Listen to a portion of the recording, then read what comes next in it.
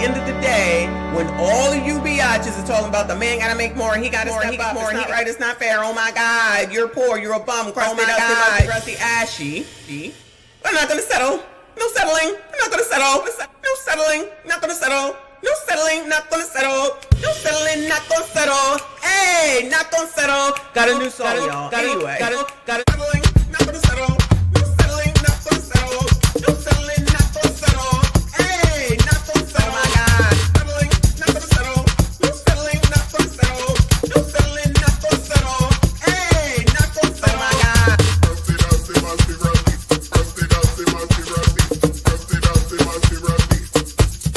Oh my God.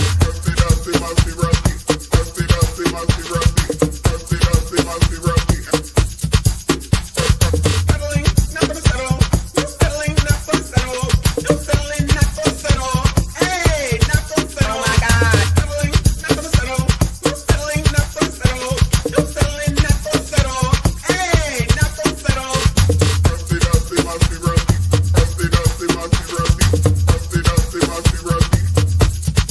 Oh my God. Settling,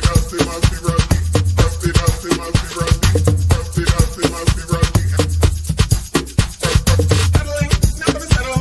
No settling, not gonna settle. No settling, not gonna settle. Hey, not gonna settle. Oh my God. Settling, not gonna settle. No settling, not gonna settle. No settling, not gonna settle. Hey, not gonna settle. Oh my God.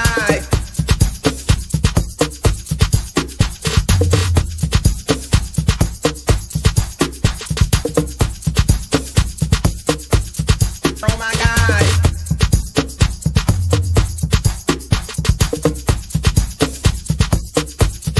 Oh my God.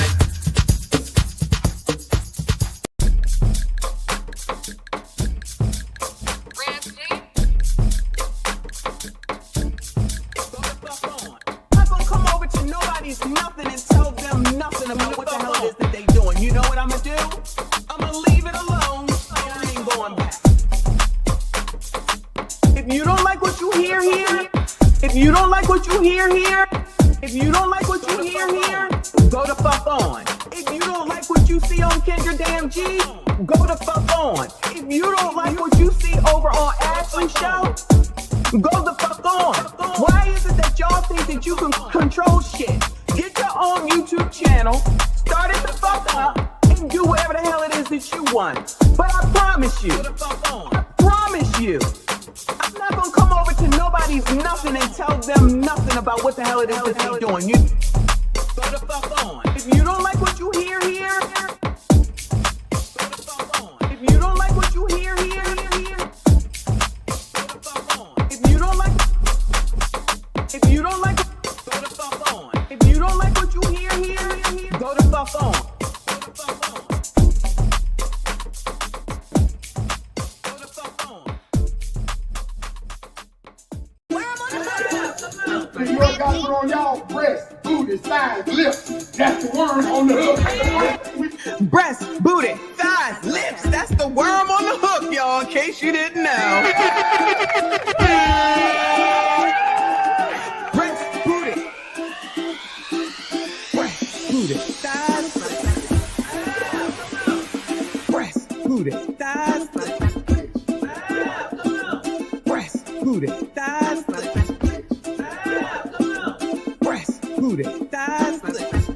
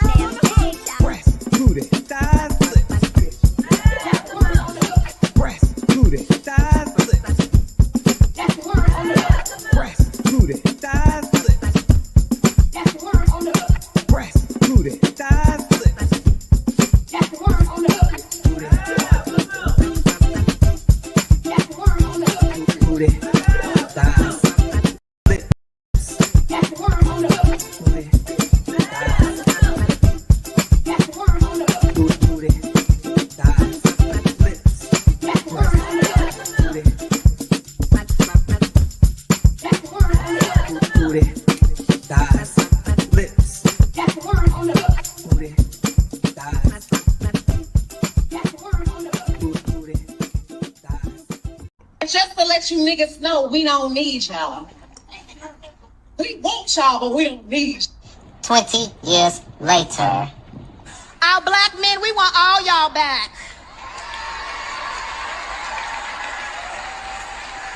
Because we love you, we see you, kings, and most importantly, we need you. And most importantly, we need you. And most importantly, we need you. Okay, babe, I'm sorry. Simple.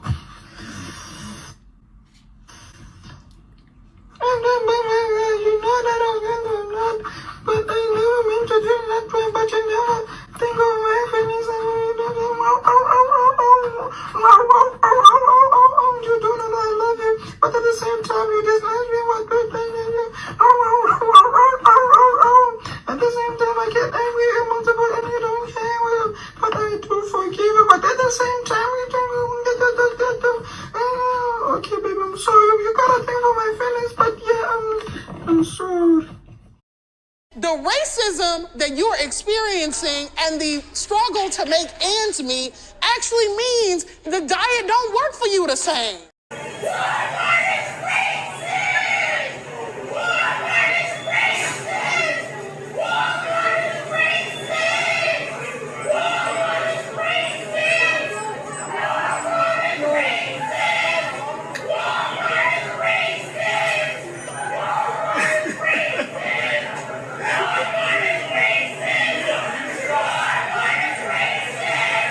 You say what we say at home. So you're right. When you're sitting opposite of Scott Jennings, you got to jump in his ass. Huh? You got to jump in his ass. I beg your pardon? Jump in his ass. His ass. You gotta push back immediately. Jump in his ass. I beg your pardon?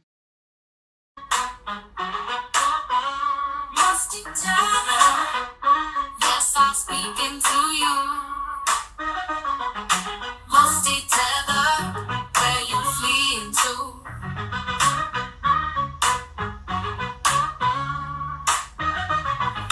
Musty tether, yes, I'm speaking to you. Musty tether, where you fleeing to? I got into my Uber. What did I see? We like free stuff. Huh? So we came out here to get all this free stuff. Huh? But then the car saying, you can't get the free stuff. What? Cause the people want to take it. And how y'all gonna take some stuff that ain't even yours? It's free.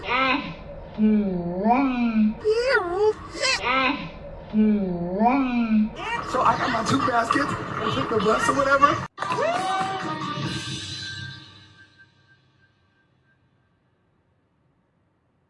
Wait a damn minute. We get down here, we get some free stuff.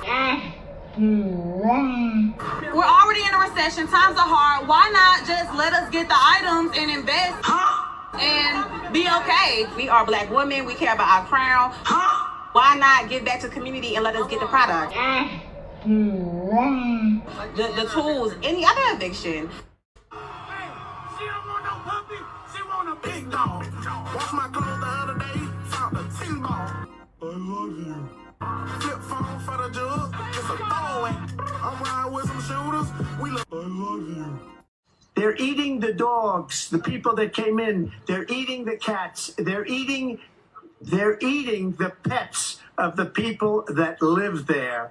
And this is what's happening in our country. They're eating the dogs, eating the dogs. They're eating the dogs, dogs, dogs. They're eating the dogs, eating the dogs. They're eating the dogs, dogs, dogs. They're eating the dogs, eating the dogs. They're eating the dogs, dogs. Millions and millions of dogs, eating the dogs. They're eating the dogs, dogs, dogs. They're eating the dogs, eating the dogs. They're eating the dogs, dogs, dogs. And it's a shame. Eating the cat, eating the cat. Eating the cat, eating the cat, eating the cat, eating the cat, eating the cat, eating the cat, eating the cat, eating the cat, eating the cat, eating the cat. They're eating the dogs, eating the dogs, they're eating the dogs, dogs, dogs. They're eating the dogs, eating the dogs, they're eating the dogs, dogs. Millions and millions the dog, eating the dog, eating the dog, eating the dog, eating the dog, eating the dog, and it's a shame. Eating the cat, eating the cat, eating the cat, eating the cat, eating the cat, eating the cat, eating the cat, eating the cat. My man. I put your pink, my booty hole brown. What a nigga, I'm looking for the hoes. Quit playing nigga, come suck a bitch toes. Pound town, just left pound town. Put your pink, my booty hole brown. What a nigga, I'm looking for the hoes. Quit playing nigga. Oh,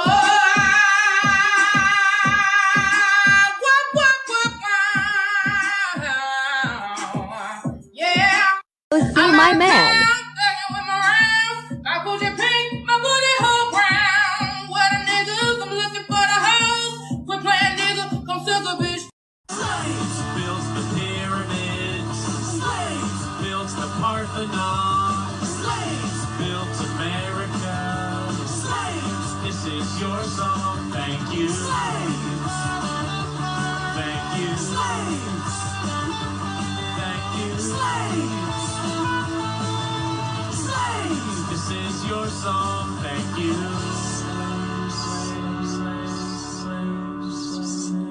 And we're done. We're done. We're finished. Not quite. Good morning, y'all. Hey there, besties. Woo! Thank you, slaves. I appreciate everything that you have done for America. I know as that song becomes popular and gets out, there'll be people who will be whining and complaining. How dare you do that song? How dare you play that song? Sounded like the I'm sorry video. Shout out to that I'm sorry video. I got that straight off of TikTok. I was crying. I'm like, the lies. The lies. We just apologize. I don't know what y'all be talking about.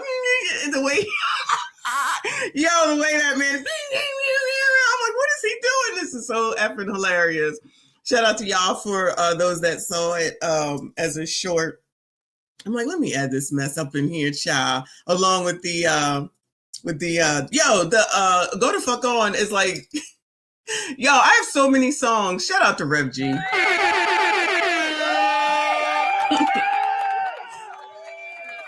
And shout out to Rev G for putting these mixes together. My super producer, okay? I got like 2 or 3 other songs that I just haven't done anything with. So I was messing around yesterday. I was like, all right, let's go ahead and bring Go to Fuck On out. Now, I don't know if it applies anymore, but like Kennard the DJ said, I was tired of Kendra G, so I basically went to fuck on.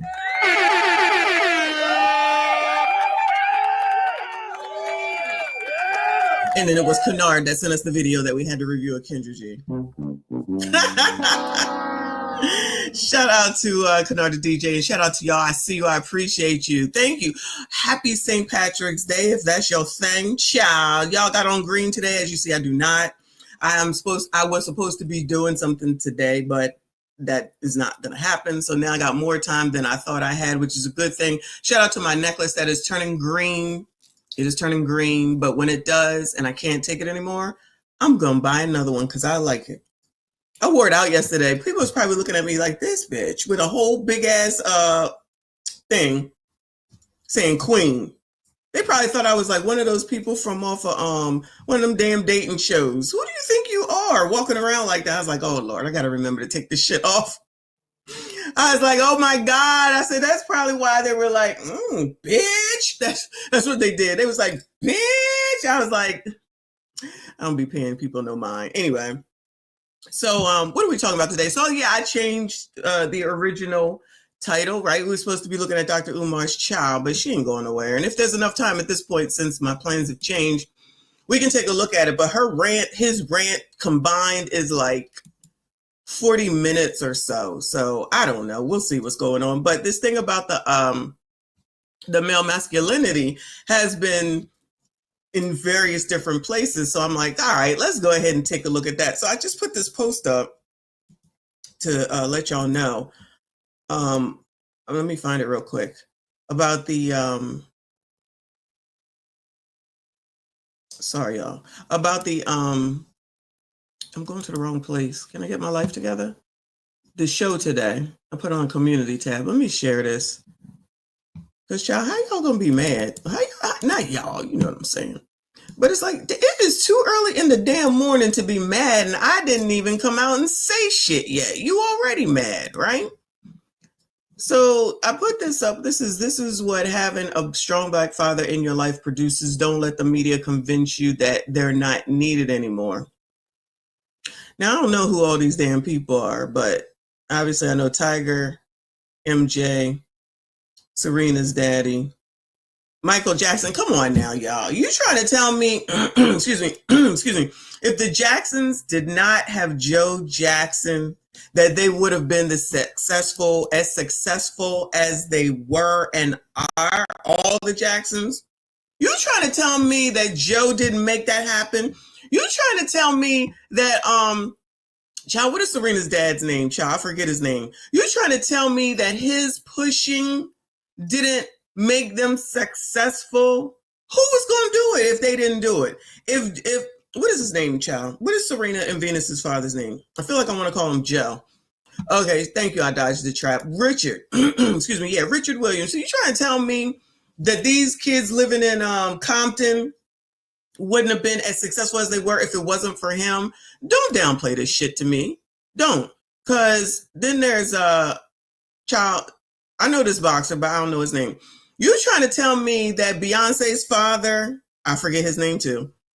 Listen, I don't know these people's names. You trying to tell me that if Beyonce's father wasn't there, that Destiny's Child and Beyonce wouldn't have gotten where they were? Seriously? Seriously? That's what we're trying to say right now? Who is this? I don't know if you can see the mouse. Who are these people in the tuxes? I don't know who these people are. And down here, I'm assuming this is the Wayans' father. All of the damn Wayanses are pretty successful. They're pretty successful. Matthew knows. Thank you, Eyes. Matthew knows. Listen, I'm old. But I'm just saying, so miss me with the bullshit.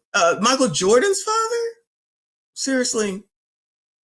So, of course, there's already a jackass that's going to say some bullshit about how about just having a strong father? Why mention them being a Black father is what the comment is, right?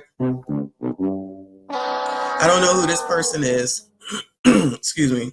So I basically told him, go the fuck on, right? But why is it that, first of all, I don't make these things. I used to make memes, but I don't make them. I find them and I put them up, okay? I don't understand why a lot of people just be like, why did you? I posted this shit, okay?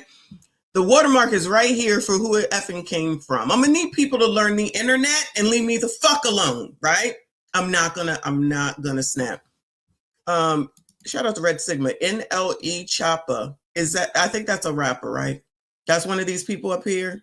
That must be, is that who that ain't who that is?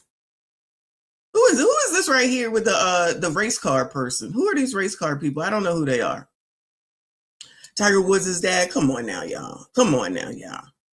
But anyway, back to the jackass on the post as a whole. I'm Black. I'm Black.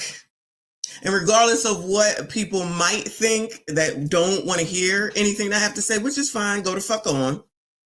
I do care about Black people, regardless of whether people want to believe that or not. So you see all Black people on here, and that's what we're talking about is Black fathers, and that's why I chose to post it. If you don't like what you hear here, go the fuck on.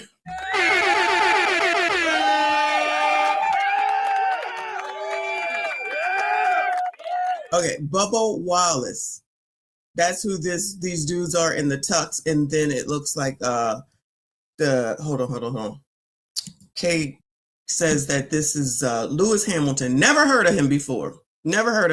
But shout out to them in this, right? So these aren't people who are like old. Now I'm not saying they're new, but they're not old, right? So now we need to figure out who the new Black male figures are. Because, child, when you're looking at D. Wade, who we going to look at today? Whew, Lord, Lord, Lord, help your people. That is not the Dwayne Wade that I knew when I was watching basketball. Like, just say that one of my kids is ABCD, right? They came out and are ABCD. Does that mean that their dad needs to change over in order to be able to say that he understands? Would he need to turn into an ABCDer in essence, or look like one in order to show that he is accepting of their ABCedness? Because I feel like that's what happens. Because I'm telling you, that really is not how Dwayne Wade used to be, from what I remember. He really did not used to be this way, child. He started with a painting of the fingernails, and now it's going half damn crazy. Do we gotta do all this for these fucking kids just because they gonna be like that, however the hell they are? I promise you I'm not. I'm gonna be like, all right, girl, whatever. Just whatever. I'm not even gonna run my mouth about them kids, but I'm just saying, whatever. Like, I feel like sometimes shit gets taken too far, and when it needs to be taken far, like holding your fucking kid accountable, making them apologize, telling them that they wrong, punishing them, giving them consequences, telling them that the world don't revolve around them. None of that shit seems to happen. People mad about that too, child. If it ain't one damn thing, it's something else. So speaking of non-accountability, we're going to jump into it. Oh, let me go ahead and acknowledge the super chats. Thank you so much. Shout out to our girl with the first super chat. Hey, y'all. Happy St. Pat's Day. Don't get pinched. So is the thing on St. Patrick's Day is not to get pinched? I just know wear green, which you can see. I'm participating well. I never heard of that. Shout out to Amanize. Oh, and there's gold at the end of the rainbow, which when I was younger, I would always be like, can we chase and see where the end of the rainbow is? Because you never find the end of the rainbow. But that's when I was a child. I didn't know any better. Shout out to Amanize. I appreciate you. Shout out to Mr. Wombat up in here. I appreciate you, hon. He says some Irish whiskey with my coffee for St. Patrick's. That's a good idea. Much love to the chat and the slaves. That's the worm on the hook. Shout out to you, hon. I appreciate you. Shout out to J Dub, formerly known as Jeffrey Woodland. Thank you, honey. Said happy birthday, happy 97th birthday to Grandpa Eddie, R.I.P. Happy birthday to Grandpa Eddie.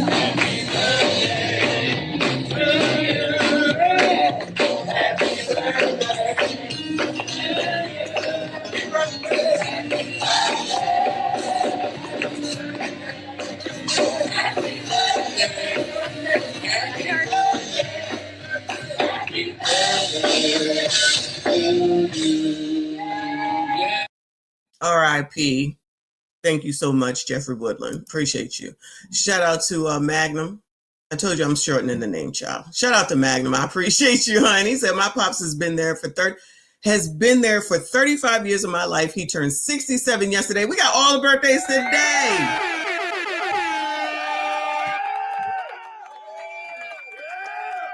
Shout out to your dad, and shout out to anyone and everyone that has a birthday today. Appreciate you for sharing. Thank you all so much for being here. Please make sure you hit the like button, subscribe if you are new. So we jumping in. So Red Pill Awareness, shout out to them, has a clip from Crimson Cure. Shout out to the Crimson Cure here on YouTube. Speaking on the non-accountability of this little young biatch, right? Maybe if her father stood the fuck up and took a line much like the fathers on the other page that we were just looking at, then maybe his young daughter, see you next Tuesday, wouldn't be out here looking half damn crazy, having a dumbass NAACP looking crazier than her by supporting this foolishness with no support for the actual damn victim child. Ooh, where's the sound? Hold on. Where's the sound on this? Oh, okay. You wonder why these chicks don't take no accountability. It's because we don't want them to take accountability. We don't want them to take accountability. We do everything we can to shield these chicks from any form of accountability for anything that they do. And then on the other hand, we want to harp on, well, women don't take accountability. She's taught from a little girl that she don't have to. And when there are situations where she's old enough to know what she's done and to take responsibility for choices that she has made and let there be some kind of consequence behind what she has done. We run to make sure she don't never have to take the accountability. So if she ain't got to take accountability right now, what make you think she got to take accountability 10 years down the line in a relationship with somebody? What make you think she got to take accountability at any point, at any time, for any reason? And you wonder why the lionesses can't win. You wonder why we just wash our hands of it. You wonder why we wash our hands of it. And we don't say much about the hyenas, because when we as lionesses want to hold them accountable and we say something, then we got a whole bunch of hyenas, both male and female, running to make sure that that cannot happen.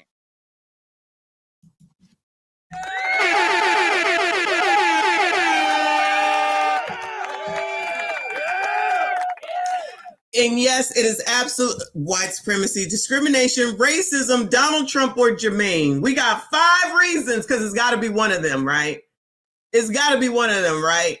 Child, we need to name all these people, because I wasn't expecting all these faces to come up here. Shout out to the Crimson Cure, though, because she's absolutely right. We already know. Help me understand why when we, like just talking about the track girl. Hold on, let's go and play again. Just talking about the track girl.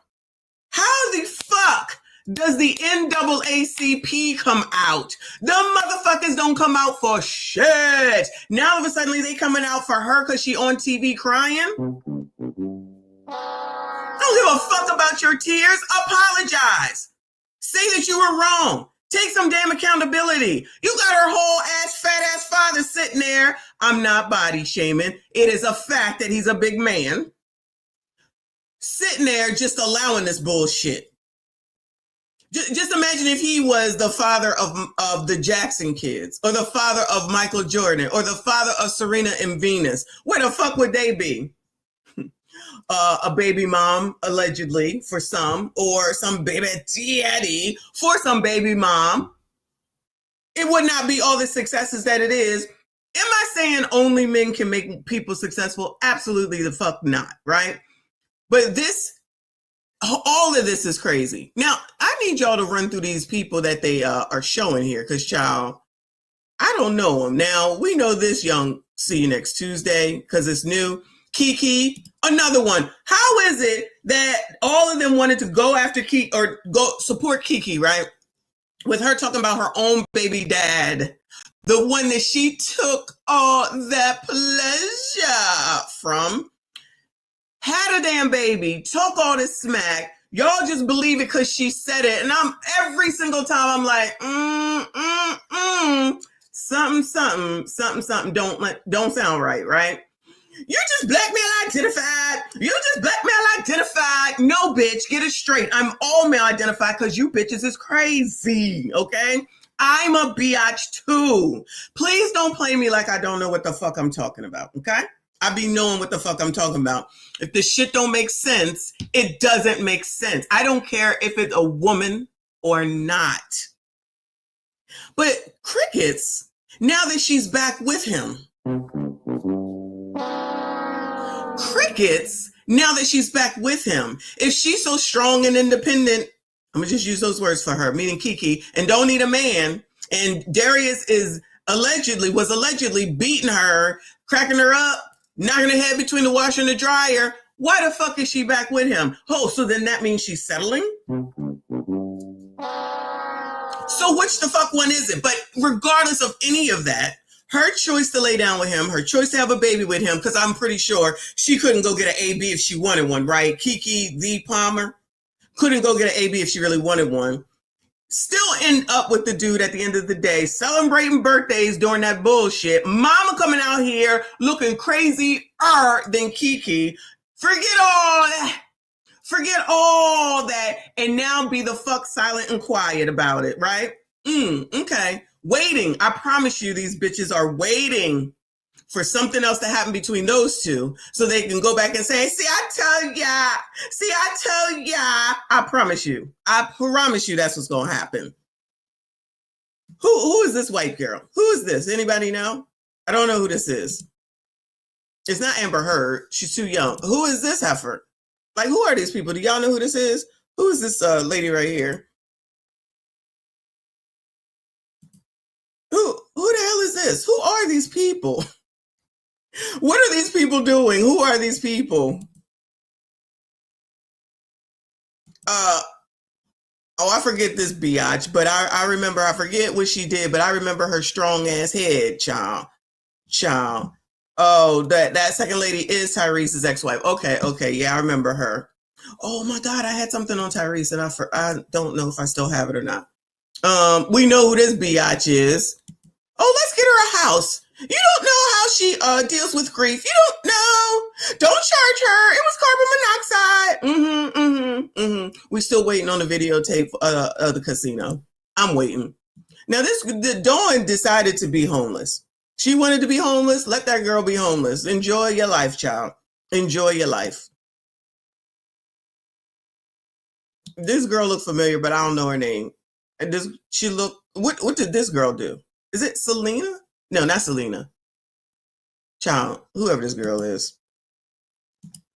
Cam. Oh, that last girl set an NFL player up. Well, I think that other girl is here on there too that just did it recently. Is that Jasmine Crockett? And of course, our girl, we know our girl.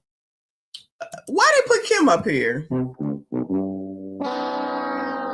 Why they put Kim up here? What Kim do? Child, what did Kim do to anybody, child? She over there raising her kids. Jada. Will likes it, we love it. There's Sierra, child. But what did Sierra do? This girl, I forget her name. She's from reality TV. What did Sierra do? Kim's whole life is a hustle. What did Sierra do, y'all? What did Sierra do? Come on now. What did she do? She over there having another baby, if I'm not mistaken, with Russell. I forget this girl's name. I don't know what she's doing. She's from reality TV though. That's Jeezy's ex-wife, child. Forget her name. This is the girl that just did it to the basketball player, right? Selena Powell. I forgot about her, but she's a hoe. But she's a hoe, so that's what it is. Now Sierra got a simp husband while she in the street. Is that a problem? Ain't that on Russell, y'all? And y'all, can we leave the Wilsons alone? Ever since I've been on YouTube, oh, that was Larsa. Okay. That was Larsa and not who I thought it was. Okay. Can we leave Sierra alone? Them people, y'all been talking about, people have been talking about, I mean, I say y'all, people have been talking about the downfall of their marriage since I've been on YouTube. They on baby number 3 since I've paid attention to those people, which I don't. This is the girl that just got caught by the NFL player trying to extort him while she was cheating on him. I don't know her name. I don't even care to know her name, but that's who that one is. We know, oh, Lord. How in the hell are you an oppressor, taking down all the other oppressors, and then you end up with a damn settlement? Y'all, how does that even happen? Looking like freaking Charlie Brown, child. That's exactly who she looked like.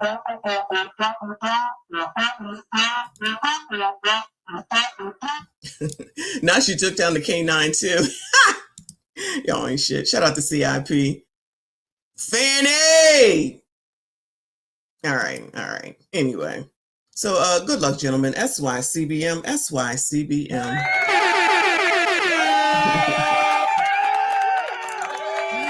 And my disrespect to Charlie Brown, my apologies. Well, I would never want to do that. Shout out to the Peanuts. Been watching them forever. Shout out to Woke Will. I appreciate you, honey. Said Trump backed a 13-year-old with brain cancer and his black father, while the NAACP backed a ratchet attacking a black woman over her ego. These old ninjas gots to go. Abso-damn-lutely. And then all the outrage for Donald Trump. Has anyone heard anything about the NAACP outside of, regular YouTubers? But because remember the Breakfast Club was talking about that. I didn't get to do a video on it. The Breakfast Club was talking about Trump allegedly using that little boy, and they carried on about it. But I don't think I heard him say a thing about the NAACP and any outrage there, back in that girl that clearly, because I can see and I know how track works, bang that girl in the back of her damn head and just seems to forget the fact that she has a cracked fucking skull. But support the crying black bitch, right? Young biatch, my bad, right? Good luck, gentlemen. Good luck. Shout out to Dodger Trap. Appreciate you. He said nothing black is owned by us, so can't be for us. I agree. I was just hearing somebody talk about that. Plus, I said that. I think it was Roland actually. I was just listening to, and you know it's hard to listen to him.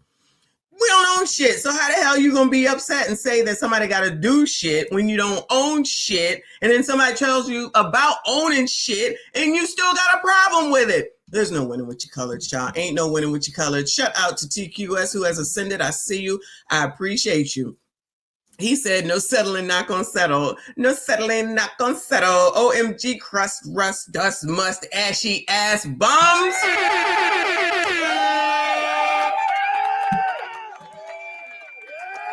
Shout out to y'all. But let's hear from some biatches, okay? Instagram is kind of my new favorite place, y'all. All right. So it's on site that says, woman says other women are aware good men exist, but when they can't attract one, they use it as an excuse to claim that they don't. Uh-oh. What are your thoughts? Uh-oh. Know that good men exist. They just don't want to admit it when they can't attract one, so they make that excuse.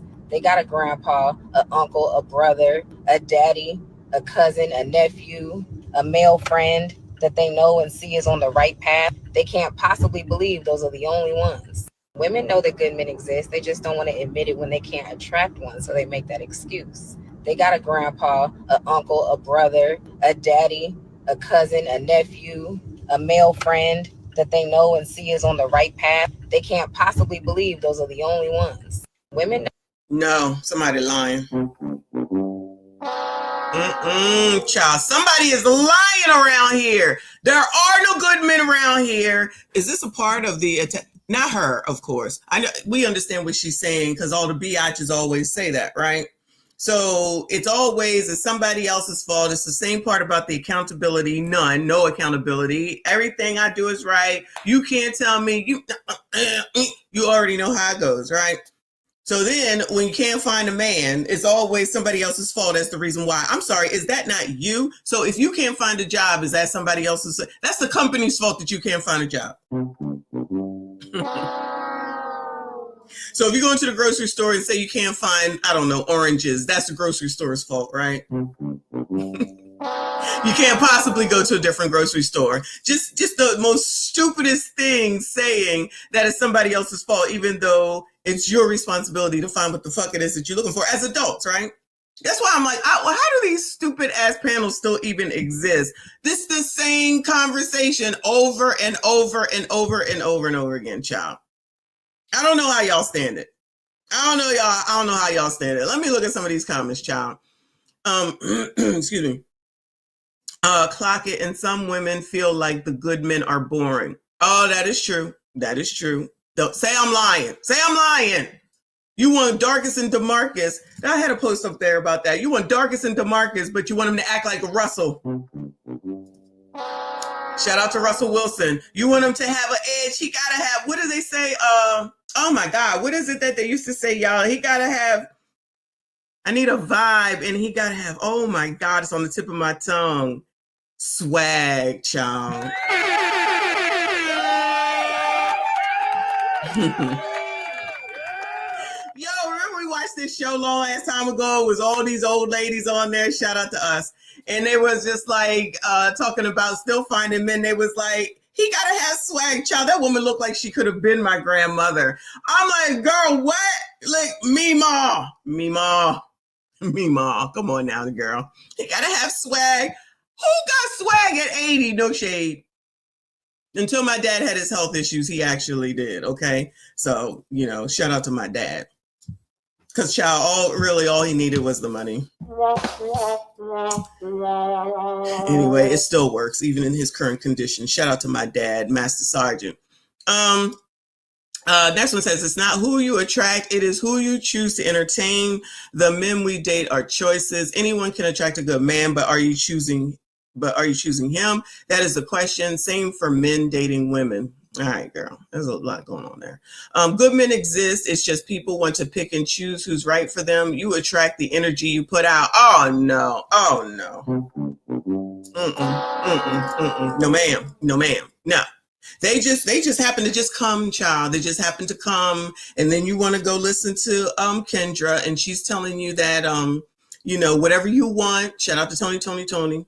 Whatever you want is what you should get. Keep on keeping on. Then down there in North Carolina, she say the real deal, but then come back on the show and bring the whole white man on here to clown people. And then y'all support said white man who is potentially ABCD. Shout out to y'all that sent me videos on that, man. I haven't looked at that yet. And then still will say that it's somebody else's fault. Man, I tell you, it must be tough being a man around here, y'all. Everything is your fault. Just because he's a good man doesn't mean he's good for me, though. This where y'all get it confused. Okay. Men can be good in different areas in life. I know a lot of decent men who aren't necessarily great at being in romantic relationships. Oh, still making excuses. You're a great man, but you're not good in a relationship. You're a great man, but you're a little boring for me. You're a great man, but your shoes don't shoe the way I need them to. Like when we be watching Pop the Balloon. I remember when these tired debates didn't take up the whole internet. Child, say it again, child. Say it again. Good is subjective. Most of y'all will consider a man that only cheats a few times a year and pays the light bill good. Shout out to Tyler Perry.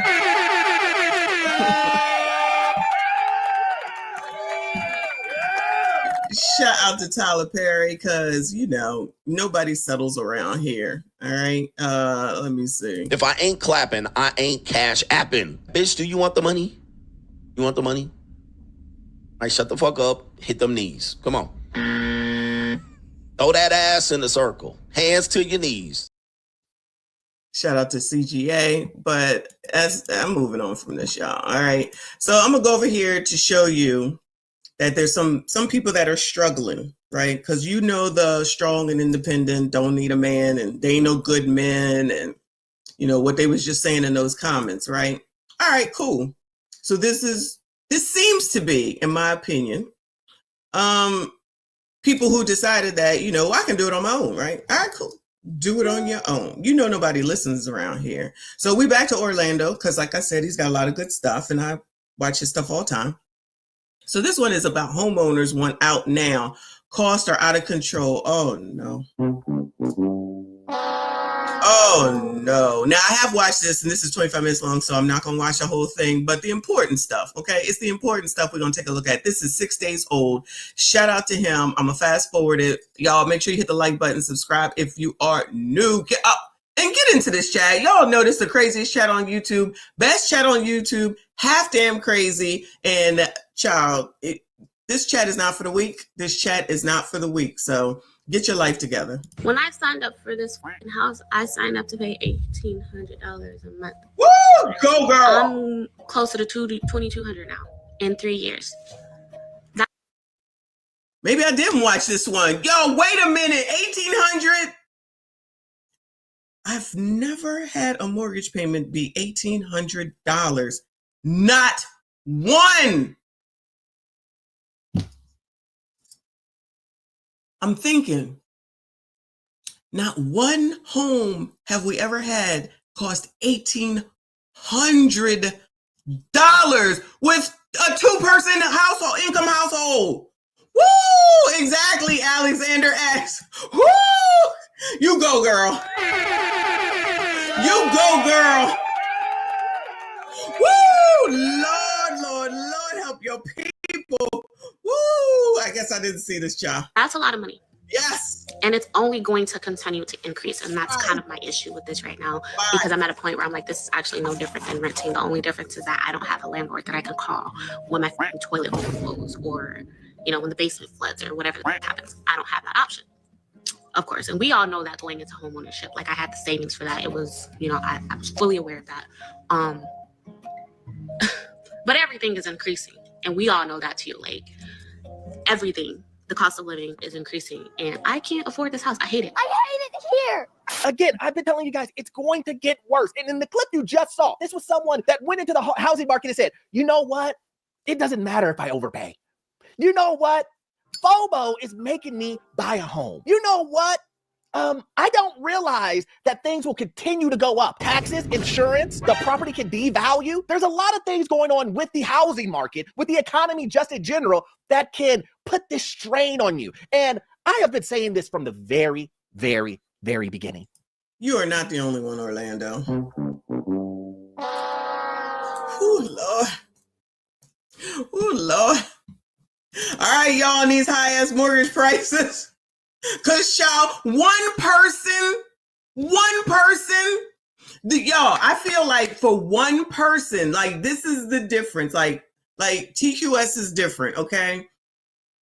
I'm thinking his monetary situation, because I feel like I kind of know him, is a lot different than hers, okay? I just feel like it's a lot different than hers. I could be wrong. I'm totally going off of what she looked like, right? And then do people not know that the damn thing can change? And do we know if she has an adjustable rate mortgage or not? Taxes can always change. Your insurance, you can have that change, right? And his interest rate is 2.6, which is amazing.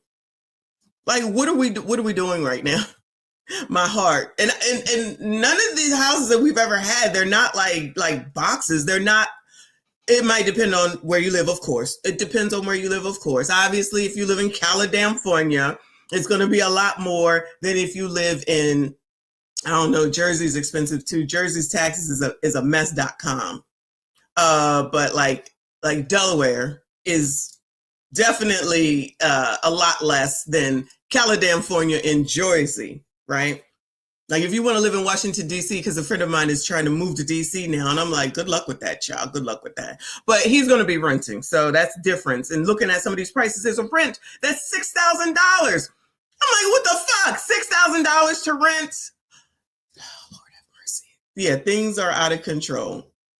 Gary, I've never put down 20%. I talked about that yesterday. Never, ever, never, ever, ever, no way. Yeah, never, ever, ever. And got the money from the government in order to put down on all the houses we've ever bought. Now, who knows what she did? Who knows what she did? But this sounds like there's no different than the people who say, you know, when you go to the car, go to buy a car, and then they just be like, well, what do you want to pay? And then they'd be like, oh, $300, and you don't know that they structuring the damn loan to be as long as a fucking mortgage just so that you can pay $300, think you're getting a good deal, buy the car, then you find out it's going to be your whole life.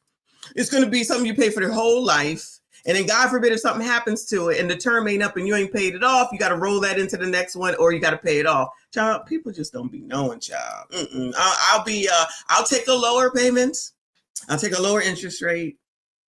I'll put down less money, keep more money in my pocket, and live within the means that works for us. I'm just saying. But, you know, what do I know? I don't know nothing. Shout out to Clarence up in here. Thank you so much, honey. Said, I'm so glad I own my house. It's in the hood, but I own it outright. Just showing some love. I appreciate you. Thank you so much. Shout out to everyone that is here. Let's hear some more, Orlando Cha. Is you have to make sure that you want to be a homeowner and that you know everything that comes with it, and that you are not putting yourself in a bad position to not be able to afford this price. You know what? Shout out to Leo. You know what though? When I first bought the first house, I went and took the what is it called? First time homeowner thing in order to get the money. So if you don't do those things, you don't know what to expect. Plus, you have a fucking lawyer that should tell you this shit. Oh, Lord. Taxes will continue to go up. Taxes will continue to go up. And just because you could afford it a couple of years ago does not mean you can afford it today. We're in a different era. Get over it. Whoa! This is a video that will show you do not need to get into the housing market if you cannot afford it. If you're living paycheck to paycheck, do you have an emergency savings account? Your credit together? And then after that, are you okay with things continue to go up? Are you? Wait. He just said something about having a savings and everything. Ain't that something that Dave, sorry y'all, I am eating. That Dave Ramsey says? That Susie Ormond says? Melody Hobson says? And now Orlando is saying it. So is all that racist? Is that all racist? So in other words, the information is still the same and everyone is basically saying it, and you still don't know, and you still not asking, and you still not researching, and you still not reading. Child, is this Donald Trump's fault? That's all I want to know. Y'all, that's all I want to know. Is this Donald Trump's fault? Okay with the value of your home dropping? Are you okay with all of these things? And unfortunately, guys, some individuals making arms, doing all types of crazy stuff. I'm not saying that this lady did it. Doing all types of ridiculous, crazy stuff are now coming to the point today in 2025 saying, I don't like this. This place.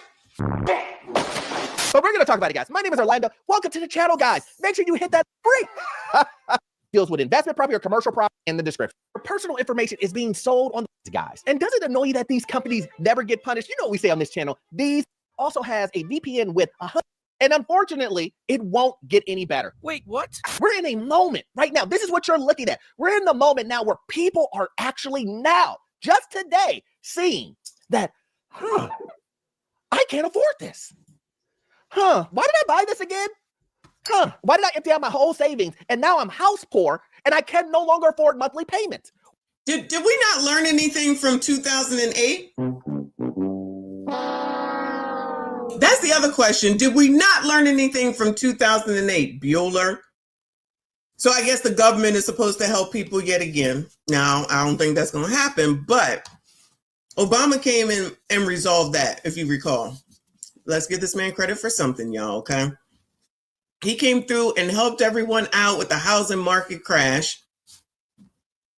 That's when they were doing, prior to that, during the Clinton years, is when people were doing the no docs. We talked about that the other day. You could say whatever you want. Whatever you said was what it was. People was buying houses that cost $400,000. Child. I'm not going to tell you what I was doing at the time work-wise, but let me tell you something. People were buying houses that cost $500,000. $700,000 with income of $125,000. Y'all, people were buying bigger and bigger. This was the big deal. I know y'all know 4 bedrooms, 2.5 to 3 baths, 2 to 3 car garage, a big lot, a long driveway, over and over and over, because that's what everyone else had. Everybody else had it, so I should have it too. You don't know? Oh, okay. I saw someone, I know someone or knew someone who went to the table ready to buy a $450,000 house and did not make $100,000 combined. I'm like, oh my God, something is wrong. Something is wrong. I'm like, this is half damn crazy. So the 2008 crash was not a surprise to me at all, because the stuff that people were doing was crazy. And lawyers sitting right there saying, yeah, child. Yeah, child. No problem. You go, girl. Because everybody was getting paid. Everybody was getting paid, right? Blame everyone else. You didn't do no research. Did you really need a 4-bedroom, 3-bath, 3-car garage on an acre lot, making $55,000, lying on documents? So we're to believe that those people didn't know that they were lying on those documents. But now we holding people accountable for the PPP loans where they lied on. Goodbye. Why did I do this? Why did I let FOMO? Why did I let these realtors? Why did I let outside pressure push me into buying a home that I knew I couldn't afford? That I knew that I had to finagle and say, I'll take that arm. Oh, you know what? I'll go ahead and not challenge the taxes that are paying $1,000 a year. I'm not challenging that because it's going to be that way forever. But then when the house gets built on top of it, you're surprised. Why did the taxes go up? Well, at first it was land. And then now you have a building on top of it. So it's going to increase. No one informed these individuals, or nor did they educate themselves on it. This is the reason why videos like this are important. Let's go ahead and continue to hear what she has to say. Now, I know a lot of people will say crap like, oh, well, you know, if you buy a house, your mortgage will be cheaper than your rent. Sure, if I were to rent a 4-bedroom, 2-bathroom house, my rent would be... Hold on. Did she not just say a 4-bedroom? Shout out to me.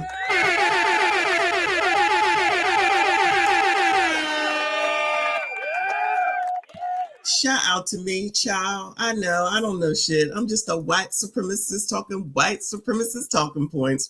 Shout out to Uncle Rick. He said my buddy got himself caught up during that time. He got that arm at like an intro of 1.2% for the first 36 months. That balloon payment came up and it was all she wrote. I tried to tell him. And I told y'all, I did one. It was all on me. I never blamed nobody else, right? I did all this stuff, right? No shade against my husband, but I was all into this, right? He could have just sat in the apartment and stayed forever, but I'm like, hell no, that's not what we're doing. So on one of the rentals, it was an arm and I didn't realize it. Okay. I didn't realize it was an arm because the payment was, I don't even know if it was $800 and there was someone in it. It was a rental. And after the year, that damn payment jumped to like double because of the interest rate change. And of course, it could have changed to anything. And I said, Lord, help your people. So all I did was refinance it. But people don't be thinking about their credit either and making sure they keep their credit straight so that they can turn it into something else. So prayerfully, that's what we did. But I definitely started paying a lot closer attention after that. That was totally on me, and I knew better not to know what the fucking terms were. Totally on me, right? It didn't happen again, I tell you that. But I was like, woo, Lord. I've also had my credit fucked up, and I know how important that is to keep it straight so that you can get out of certain situations if you need to. Now, I don't know if some of these people are doing that, but I would suggest that you keep your credit straight too. That's just my 2 cents. Because, child, if your credit, they'll give you a house, not give you. You can get a house if you probably got 500 plus credit, right? I wouldn't suggest you do it, but I'm pretty sure they can find a way to give you something. Now, anything under that, I would be real suspect, right? It would be real suspect if they gave you a house or allowed you to buy a house less than a less than a 500 credit score. That sounds crazy. Hell, 500 sounds crazy. Child, you can't even get a 600. That ain't even good. No shade to y'all's credit score. 600 ain't even good. It sucks. You want that shit to actually say good on there at minimum, not fair. Fair? No. I'm going for excellent right now. I'm almost there. 800 this year. Child. Can't tell nobody nothing. If you don't want to know, you don't want to know. And the theme here, it seems to be the same people, allegedly. I'm not saying that everybody ain't effing it up, but it seems to be a lot of the same people, or at least the people who want to run off at the mouth about it, child. Anyway, come on, girl. Then your rent. Sure, if I were to rent a 4-bedroom, 2-bathroom house, my rent would be a lot more than my principal and interest on this house. However, I'm escrowed, so it doesn't fucking matter because I have to pay principal and interest, my property taxes, and my homeowner's insurance monthly. So I know some people will usually say like, oh, my mortgage increased by $200 this year. Yes, we're not actually referring to the mortgage, which is the principal and interest amount. We're referring to the overall payment that we have to submit to the bank every month. See, a couple of videos ago, I did a video on this where individuals do not understand that taxes go up. Correct. Let me say this again. Taxes will go up on your property. Yes, property taxes on the home that you bought will always go up because here's the one thing that I can say for certain. I know all of these guys. You guys in Florida, your governor in Texas, your governor in California, they're all telling you the same thing. We're going to reduce your taxes.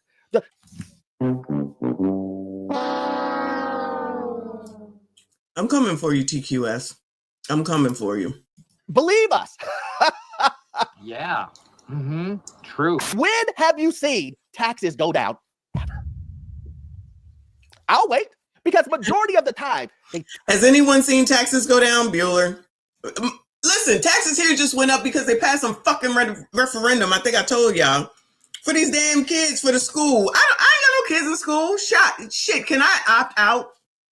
I ain't got no kids. That's why I'm like, child, bring them grandkids down there and let them take advantage of these daggone schools because clearly I'm gonna have to keep paying for it because these people just hear kids and they're like, yeah, okay, we'll prove it. For what? What are they doing? What are we getting? What are they doing? That's so spectacular. Child. Anyway, come on, Orlando. Temporarily go down because you fought them. And then the next year, they go up higher than before you even fought it. Or they give you some type of discount for a one-time only use. But I can promise you this. Costs will always go up. That's just the name of the game. So you have to get ready for that. It may be too much. It may go up super high. Florida, Texas, there's a bunch of other places. New York, Illinois, New Jersey, up and away. These taxes, let me just say this to you. Shout out to Trinidad. I know he ain't here. That's right. New Jersey taxes are horrible. Everything in Jersey is horrible, y'all. Everything. One more time, guys. For the people in the back, these taxes aren't going down. So something has to give. When you listen to this young lady, she says they continue to go up. And I know some of you guys are like, well, what did she fight? It's only $200. You have to remember, guys. I need you to remember this. $200 is a lot. Going up in a month, especially if you got other expenses, it's not a small amount, especially when you're living paycheck to paycheck, especially when you get more expenses. Again, and again, this is the reason why you budget. This is the reason why you need to budget. What the hell? What? Budget? What? What's that mean? What's that? Anybody know? Bueller? I don't know what that is. Night Jade said, hold on. Night Jade said we got our house back in 2008. Mortgage is $780 a month. Child, I would be rich. If the mortgage was $780, I would be rich. Okay, shout out to you.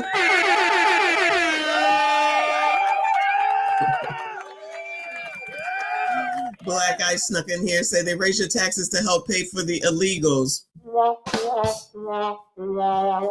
Yeah, so those of us that pay taxes, whether by whatever taxes that we do pay from when we work or from property taxes or whatever, we ain't supposed to say shit about nothing. We're supposed to just be happy to be working hard and tossing our money out there and take care of everything that happens in your own house that you own. You don't really own your house. You have to pay taxes. All right, girl. You think I'm going to listen to you? Nah, I'd rather listen to him than listen to you and your foolishness getting kicked out of and losing your Section 8 out of a house that's crap when you got 3 grown-ass males that ain't helping to contribute. Child. And the people who they choose to listen to. I'll choose Dave and Orlando over anyone else. Make sure that you're ready for all the things that come along with home ownership. Do you got to fix a roof? Are you going to redo the kitchen? What if the HVAC breaks? All of these things. And these costs are not small. You get an AC repair, $5K, easy, gone. Do you have that money sitting in your savings account? You don't, right? So what happens? A water heater breaks and you got to pay $1,000-something for that. Do you have enough money for that? Oh, you don't. You don't have that into your account. So where are you going to get the money from? Oh, I know. You're going to put it on debt. You're going to put it on credit card debt. That child, shut up to me.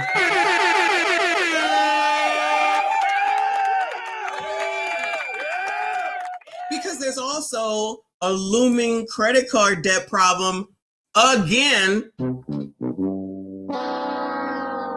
Because that was also a part of those. Listen, I had a good life. We had a good life during the Clinton years, okay? Trust me when I tell you, good life, okay? Because there was like a free for fucking all. It was all fake though. It was so many balance transfers. People was balance transferring. 0%. You could get a credit card for with $20,000 limit, $50,000 limit. Excuse me. I used to lend, and I was required to give teachers. I don't work there no more, so it don't matter. I was required to give teachers $100,000 credit line if they came in green. If they could, because sometimes it'd be color coded, so it would be easier for you to make the decision, because I make credit decisions on the fly. And if it was a teacher and they came in green, you gave them $100,000. Okay. Love those greens for my productivity purposes, but I will be like, they only make $35,000. Is this a sound credit decision, child? Question nothing and take the money and run. You shouldn't have done that. Who? Shit, fuck y'all. That's your problem. That's a you problem, not me. If you don't know how the shit works, that's your you problem. Just because they give you $100,000 don't mean that you have to use $100,000. when you go and apply for a damn car loan, and you say, I want $20,000, typically they'd be like, oh, you qualify for $40,000. Bitch, did I ask for all that? No, I'm not going over 20. Y'all will see it. Not y'all, you know what I'm saying. Y'all will see that and be like, oh yeah, I can get 40. Oh, okay. Go on and get that 40. You go ahead, girl. Go on and get that 40. Or whoever, right? Then when that payment come through, don't be mad. Don't be mad. Oh, you want to stretch it out to 84 months? I think you could do 84 months now, if I'm not mistaken. Oh, you want to do an 84-month loan on a car? Just so you get the payment down? You know what that means, right? You can't afford it. Can't tell them nothing? Ciao. Shout out to Kofa in the building. Good morning to you. Shout out to everyone that is here. Please make sure you hit the like button, subscribe if you are new. Shout out to Orlando Minor. This is Orlando Minor here on YouTube. I will drop this his link. Is 30%. Come on, man. And then you're going to start this cycle. I don't have money in my savings account. So Orlando, what am I going to do? I have to get these things fixed. And I understand that. But you have to also understand, financial wise, you're digging yourself deeper and deeper and deeper into a hole. And this is the reason why you end up seeing individuals. You end up seeing individuals today saying, I took out a HELOC. Yeah, but I didn't realize the HELOCs are on arms. And now my HELOC is more than my mortgage. So now you have individuals who got that 3% interest or that 4% interest, but their HELOC is 11. Damn! That money's gone. That money's spent. They went to Mexico. Garbage. They bought them a new BMW Hellcat. Real, how big is it for you? Garbage. Or they used the money to make the repairs. But let me tell you this, putting a new HVAC system, fixing a water heater, fixing sinks and toilets, it doesn't increase the value. Huh? Those are normal necessities everybody expects in a home. So if you think that you're going to fix these items and all of a sudden that your home is going to be just shoot up in value, if you're not going to sell it, it doesn't matter anyway. Mark Cooper, then you're going to be underwater, then you're going to be mad. Just like with the car, you're going to be underwater, then you're going to be mad. TQS said, I've seen dealerships offering 108-month car loans. That's what I need to do. I need to get into the auto loan industry, but once you get in there, those people don't leave. Once you get in there as a the financier person, child, those people don't leave because they making hand over effing fist, making sure that people get these damn loans that don't make no damn sense. Shout out to Brandon. Sorry, hon. He said, remember when credit card companies used to just send you credit cards in the mail without applying for one?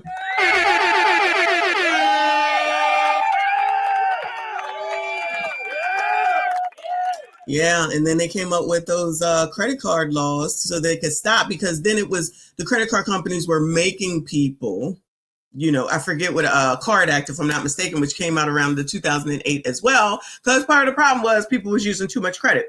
So then what happens? Americans turn around and do the same thing over and over again. So unfortunately, maybe we're about to see the same damn thing happen, but it'll be Donald Trump's fault this time, child. Shout out to you, hon. I appreciate you. Shout out to From the Black Couch. Good morning to you, boo. He said, good morning, Lord. It's loud up in here.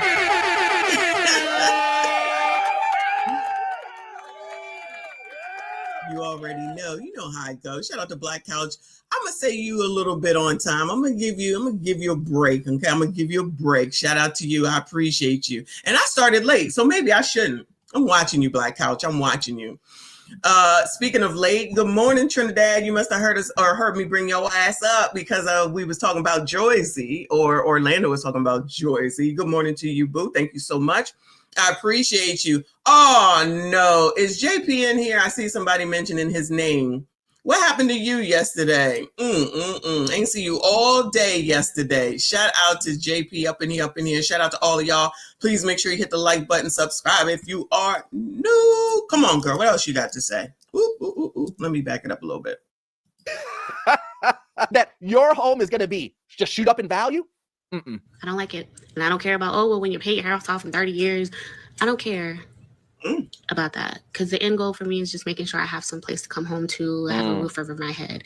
And like I said, this shit isn't mine. Whether I'm renting or borrowing or owning, it's not mine. It's not ours. Like, it can be taken away regardless. I'm depressed. I'm depressed. I'm just waiting to see what I think it's gonna. I'm stuck. I feel stuck. I'm depressed. I feel stuck. I feel lost. I'm not happy. Where your husband at? Go worry about a 4-bedroom home. Where your husband at? Who living there with you? Get them to help you. What's going on? Are we just doing the Keep Hope Alive thing? Let me get this picture without Orlando in it. Are we doing the Keep Hope Alive thing right now, girl? What's the plan? Sell that bitch. Sell it. Rent. She'll complain about that, I promise you. I'm not happy. My rant is over for today. Good one. Yep, that's a good one. See, this is the reason why it's very important to know exactly why you're buying a home. What do you really want? It sounds like this young lady is saying to herself, I didn't really want this. I didn't want this, or I thought I wanted it because I had someone influence me or tell me I wanted it, and really I didn't want it. And now she's saying, I want to pull the plug. I cannot stand owning this house. I am losing money. I cannot afford it. I'm living paycheck to paycheck. You hate this? Do you hate doing this? Do you? And this is the reason why I say that you have to make sure that you do what's best for you and your family. You can't allow realtors, brokers, family members, everyone else is influencing, telling you need to buy that house. I don't care. I don't care if it's $100,000 over asking. It doesn't matter. Do you know in the next 10 years, it'll be worth triple? That's what they tell you. It doesn't matter if you have to risk going into bankruptcy in the next 10 years before it quote unquote triples. But let me tell you this, it ain't tripling. You overpaid for one. You got an arm. And now the taxes and insurance is through the roof. Now you're starting to see individuals starting to sell their properties at a loss, short sale. And they're saying to themselves, why did I bring all this down payment into this home, $30,000, $40,000, $50,000 that I dropped into this home? And then you're telling me that I'm going to have a loss at the end of the day? Why did I do this? No. And that's what I've been trying to let everyone know. That situations like these are going to be the common occurrence. I just saw this morning that delinquencies were up higher when it comes to mortgage payments, that they were up higher. Individuals are having more repos. The credit card debt is beyond me. It's like 1 point something trillion dollars now. And half of that debt is for the last 4 years. We've had more credit card debt in the last 4 years. Not the last 4 years. What the hell? Because Trump bad. Trump bad. Again! Because Trump bad. Trump bad. Going, you're being a racist! Racist!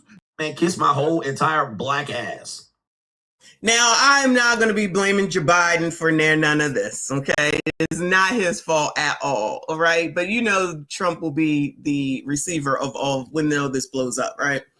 But help me understand how we're basically repeating 2008 right now, the lead up to 2008. That's exactly what's going on. The student loans, child. I can't get to it today, but the student loans is an issue yet again. After everything we went, can't tell these people nothing. That's 4 years than we've had in the last 10. If you guys don't see that the writing is on the wall, that there's tons and tons and tons of red flags, and you think, well, these people, it's them, not me. It will never happen to me. Do you think that my taxes will go up? They won't. I know Jane down at the clerk's office, and she tells me that we're all good. Okay. I'm tired of being a homeowner. I am tired of being a homeowner. I'm tired of people telling me owning a home is the best investment you could ever have. I do believe that to be true. That don't change the fact that I'm tired of being a homeowner. I'm tired of the problems that it come with. I'm tired of all the responsibility, hanging on my shoulders. I miss renting. I miss renting. I feel like I had more freedom with renting. Now, I know when you rent, you're paying month to month and all that money is going down the drain. It's not going towards nothing. It's not invested in nothing. I know that. And she don't care. See, that clip is basically her saying, things got really expensive and I don't like it anymore. I know that. I didn't know. Well, part of that is because you're also doing it by yourself. Allegedly. I could be wrong, but that's part of the problem. That last girl with the 4-bedroom house ain't say nothing about nobody else. She doing it on her own. That's why I'm like $2,200, girl. Things were going to be this tough. I didn't know that my monthly payment can continue to rise after I agreed to only pay a certain amount. No one ever told me. No one ever said to me, you know what? Prices are going to continue to go up on taxes and insurance, and it's going to push up your mortgage. No one told me that. And I'm sick of it. That's what she's saying. She's done. She's frustrated. She wants to go back to renting because Because let's put it together. That is a fixed cost that never changes, at least year to year, or based on how long you sign your lease for. She wants to be able to have a fixed cost, let's just say $1,500 for a whole year. And if her rent goes up $1,600, she's okay with that. But what she's not okay with is taxes, insurance, pushing up her bill $300 to $400 extra a month. I miss renting. So the question is, do you want to get involved in something like that? Child, these people, they don't listen. Let's go to the next one. Shout out to Orlando, though. Let's take another look under the hood of 2025. Yes. I am regretting buying a house. Oh, what people? You doing it too, I see. Another look under the hood of 2025. Y'all, I am regretting buying a house. My fiance and I have not even lived in it for a year, and we had to buy an AC. Oh, wait, you got a whole fiance. You still complaining? What's the problem, child? What is the problem? You know already, which is thousands and thousands of in it for a year, and we had to buy an AC. You know already, which is thousands and thousands of dollars. Obviously necessary and worth it, but very unfortunate. We're also trying to plan a wedding, so that was not ideal for the budget. And then we had egg gutters, and then on top of that, we now probably have to replace our water heater. Just can't catch a break. And before anyone comes at me, we did have an inspection. None of it was flagged. So it's been a rough day. It's been a rough couple months. So if you look back at the clip, one of the things she said was, it's very unfortunate. We had to replace the AC. We had to put gutters on the house. We had to do this and do that and repair things. That's what a homeowner is. She used the word unfortunate, which means she didn't want to pay it. I get it. Who does want to pay it, right? But the reality is you have to pay it. And I think what the problem is what she's saying here is that she didn't realize it would be this costly to own a home. And this is the reason why we have these conversations, guys, is that you need to understand that it's not just you putting down a 3% loan and then just saying, oh yeah, everything's good. Now I'm just going to make money on money on money. It doesn't work that way. You have to maintain the home. If you want to increase the value and keep things modern, you're probably going to have to do some type of fixing up on the house if you want to stay in it long term. That's crazy. You're going to have to. That's crazy. Pile up. And guess what? You won't have to spend any money on anything else. No repairs, no nothing. If you think that's how it's going to be.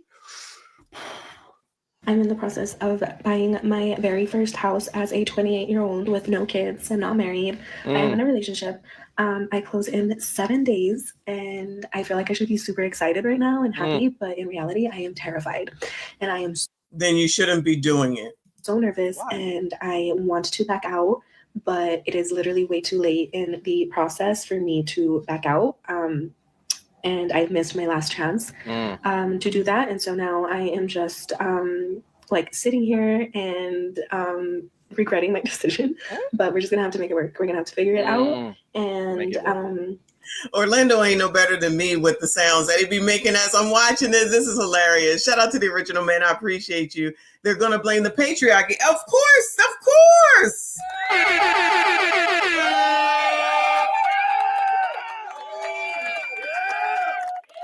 Of course. What the hell do you think? Maybe I should add that white supremacy, discrimination, racism, Donald Trump, Jermaine, and the patriarchy. We are up to 6 reasons why this is always, things like this are always someone else's fault. Shout out to Original Man another 2. He said the narcissist patriarchy. Exactly. Okay. Let's just get it clear. And you all are non-masculine people. Okay. You need to be like Dwayne Wade. All right, we're gonna get into that in a second. But come on, little young biatch. yeah, I'm gonna be house poor. Like I don't know how I'm gonna afford food. I don't know how I'm gonna afford gas. I don't know what I'm doing. Who let me do this? Who let me do this? The answer to that question would be you. Yo, I blame y'all. Y'all let her do this. Listen, white people, it's your responsibility to SYCWM. That's your responsibility. Didn't the white people say that y'all need to get out here and marry these women and have kids because the population was being reduced? I forget who said that. So that's what y'all supposed to be doing. What the hell? Y'all not doing? Yes, Jim Berg, it is y'all's fault. You're supposed to be marrying these people and having kids. I got a video on it. I don't remember how long. It was about a year ago. Everything is a year ago. It was about a year ago. They got on here and said, y'all need to marry these daggone women and have these kids because the population is going down. In my mind, it's like, The colors is taking over. We need you white people to have some kids so we're not the minority. Allegedly. That's my interpretation. That's who did it to themselves. But isn't this crazy work that you are going to buy a home, but yet you don't know where your next meal is coming from? Let me repeat that again. She literally said, let's just listen to what she just said. Right. Figure it out. And yeah, I'm gonna be house poor. Like, I don't know how I'm gonna afford food. I don't know how I'm gonna afford gas. I don't know. I don't know how I'm gonna afford food or gas, but you're buying a home. See, again, this is FOMO, guys. This is a classic. Hey, I've seen this one. This is a classic. This is a classic diagnosis. Classic diagnosis of FOMO. Dr. Minor is here to give you your prescription. Fear of missing out. Keep on doing it, John.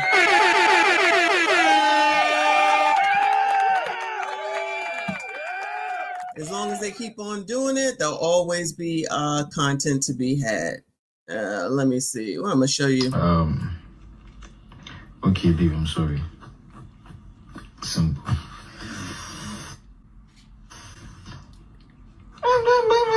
You know that I'm not, but I never meant to do that, but you never think of my feelings. You don't know that I love you, but at the same time, you dislike me. What good thing is you? At the same time, I get angry and multiple, and you don't care. Well, but I do forgive you, but at the same time, you don't. Okay, baby, I'm sorry. You gotta think of my feelings, but yeah, I'm sorry. I'm offended. I am offended. Okay. Anyway, shout out to Magnum with another two. He said, try OF, ladies. Well, maybe they will. That'll probably be next because y'all out here helping them with the OF subscriptions, right? All right. So now we're going to go over here to the student loans because I had this all ready to go as well. I know we're a little bit over. We're going to get to the other stuff. But some student loan payments skyrocket as millions of income-based payments plans halted. Now, will this be Donald Trump's fault? I'm thinking it might be. All right. This is from NBC News. There's an overwhelming sense of uncertainty looming over. There's an overwhelming sense of uncertainty looming over Hannah Contreras' future. This has made a permanent lump in my throat. Her monthly federal student loan payments skyrocketing. My student loan payment has gone up $905 every month. While it might sound like something a loan shark would do, doubling or tripling payments without notice, it's actually because of a dramatic change at the Department of Education. Not from staffing cuts, not even DOGE, but a broad interpretation of a court order. Some student loan repayment plans based on income are suddenly halted, affecting 13 million borrowers, according to the National Consumer Law Center. It's all in response to ongoing litigation over what the Biden administration called Hold on. Who the hell is that? Who in the hell is that? Consumer Law Center. It's all in. Oh, no. Oh, no. Not Joe Biden. I know you effing lying. He was out here to help y'all, remember? You got more questions, but I tell you, if you have a problem figuring out whether you're for me or Trump, and you ain't black. The racism that you're experiencing and the struggle to make ends meet actually means the diet don't work for you the same. The student loan don't work for you the same, but I'm sure it's Donald Trump's fault. In response to ongoing litigation over what the Biden administration called the Saving on a Valuable Education, or SAVE plan, where monthly payments are based on income and family size, an attractive option for millions of graduates just getting started. Borrowers who've made the required number of payments in the SAVE plan would normally be eligible to have their... Isn't that what the shit was already based on? I'm trying to think. Student loans are already based on the damn family income and the family size. What? Remaining balance canceled. Last year, several conservative-leaning states challenged the plan, saying it would require spending up to $475 billion not authorized by Congress. And a recent temporary order by the Eighth Circuit Court in Missouri broadened the scope of the case to some other income-based plans too. In response to the court order, the Department of Education, without any explanation, simply pulled down all of the applications for the income-driven repayment plans. We reached out to the Department of Education for comment, but have yet to hear back. On the website, it says applications are temporarily unavailable due to the court's injunction. Consumer law experts like Abby Safroth say the DOE is going further than it needs to. It could keep allowing borrowers to apply for and to stay in the other plans. Now Contreras, with her monthly payments soaring and no increase in salary, is trying to figure out what's next. I did everything I was supposed to so that I could be in the desk I'm in right now. And yet I may have been better off doing something different. She's a mother of 2 with a master's degree. Doing TikToks. I feel like I'm hearing a theme over and over and over and over again. Is it just me? Is it just me? I did what I was supposed to do, so it sounds like it's somebody else's fault. Is it just me? Ciao. What's next? I did everything I was supposed to so that I could be in the desk I'm in right now. And yet I may have been better off doing something different. She's a mother of 2 with a master's degree. Today, she's working as a therapist in a community mental health clinic in Oregon. She says it's important work, but it doesn't come with a large paycheck. I can.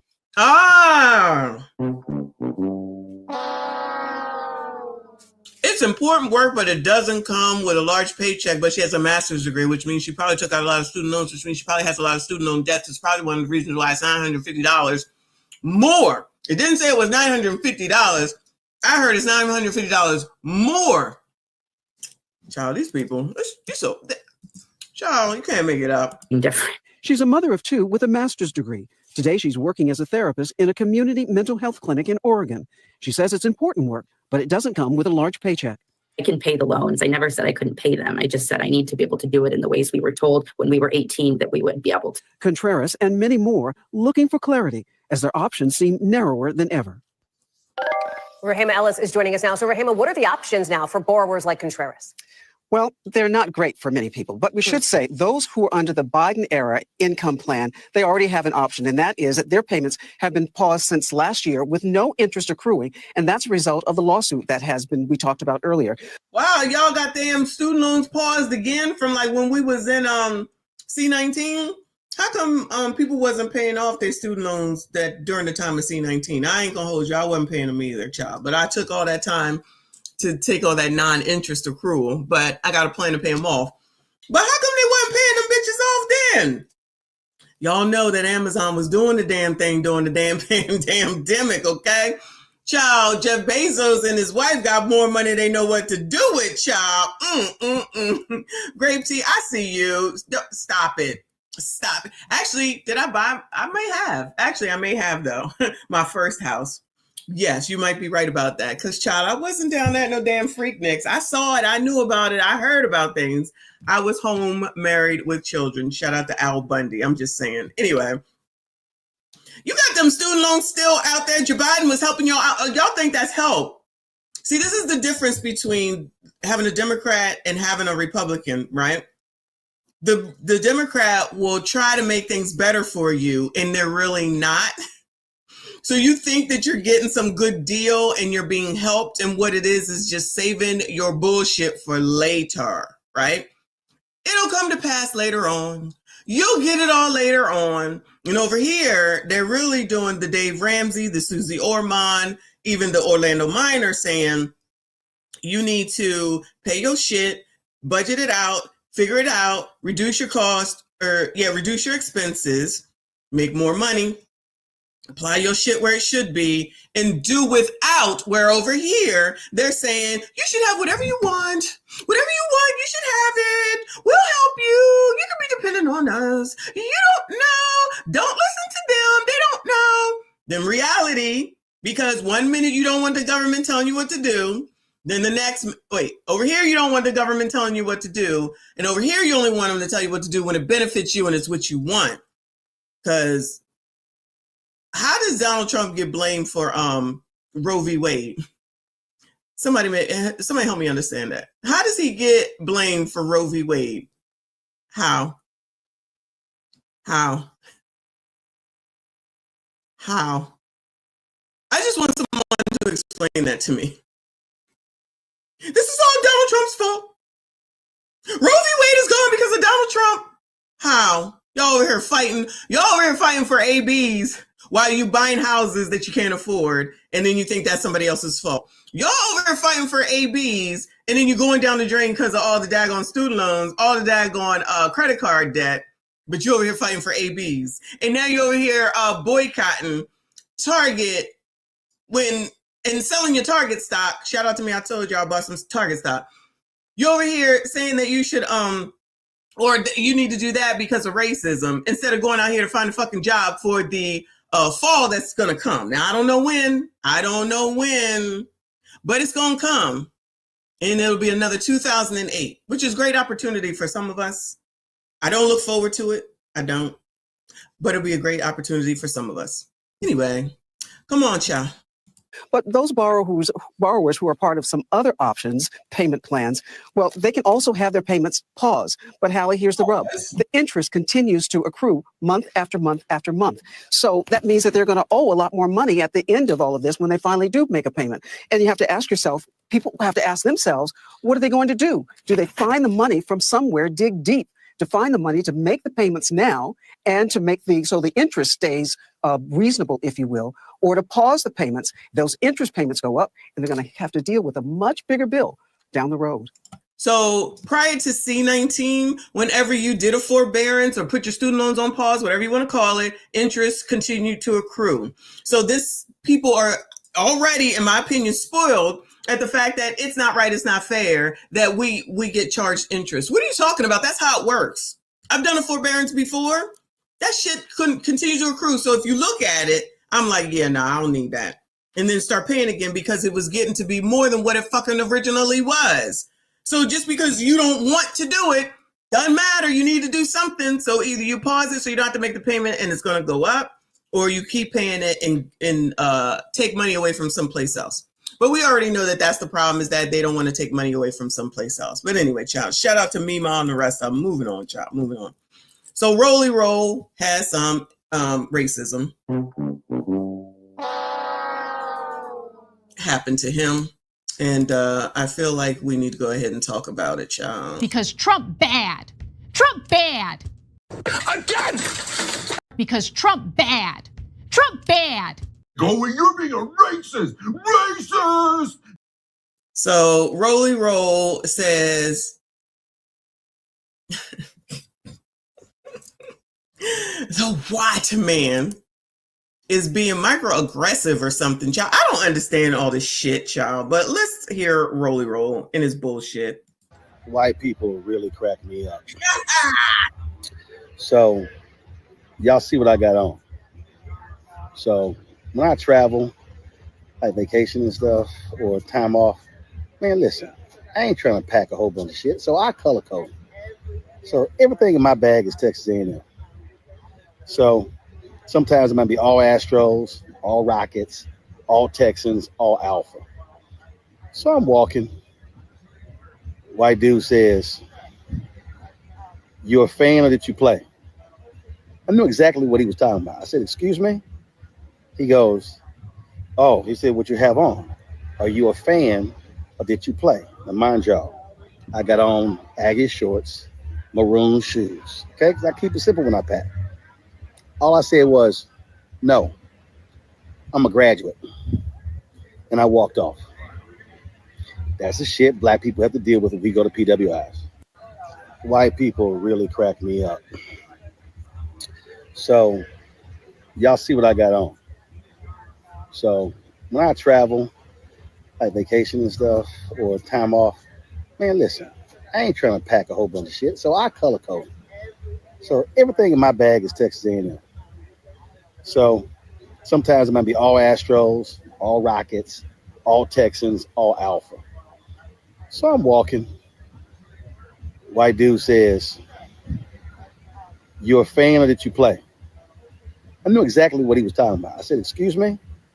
He goes, "Oh," he said, "what you have on? Are you a fan or did you play?" Now, mind y'all, I got on Aggie shorts, maroon shoes, okay? Because I keep it simple when I pack.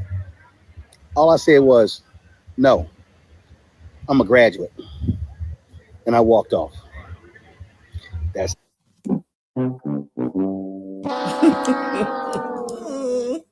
In case y'all didn't know what racism was, I want to make sure that y'all could see it.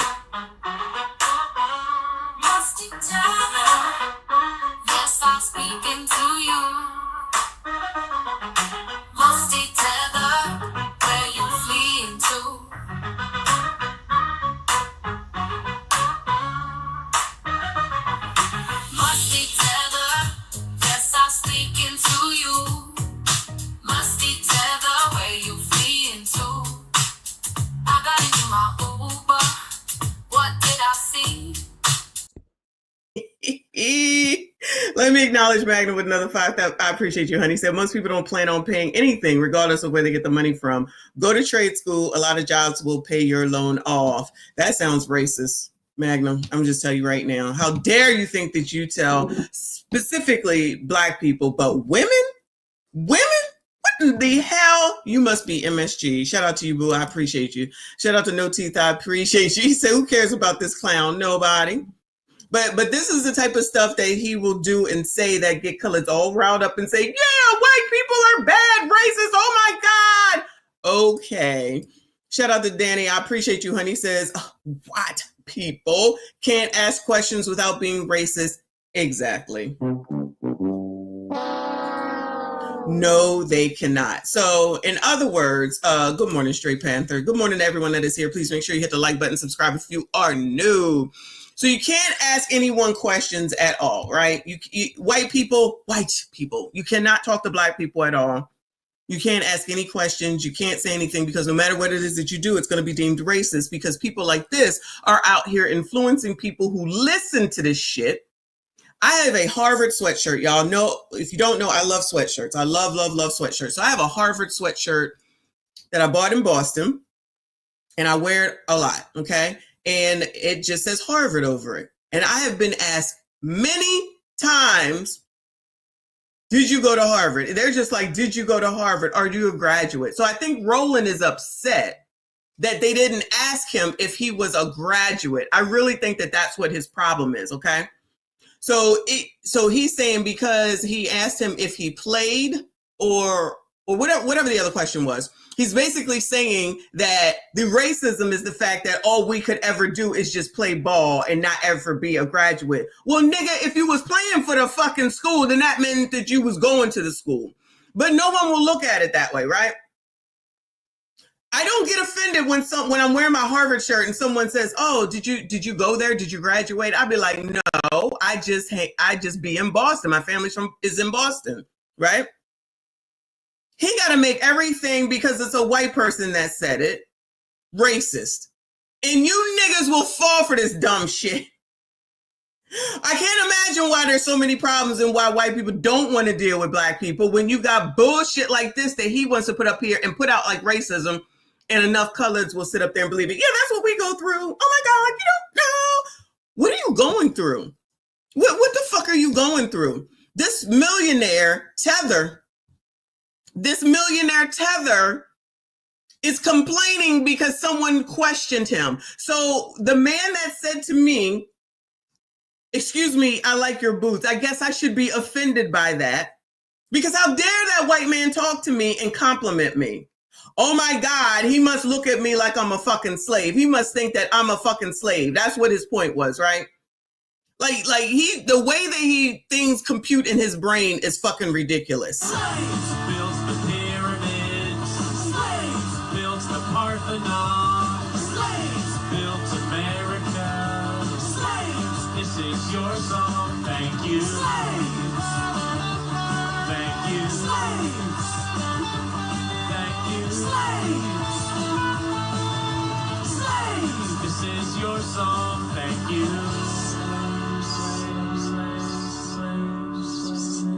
And we're done, we're finished. I know he would have a fit at that.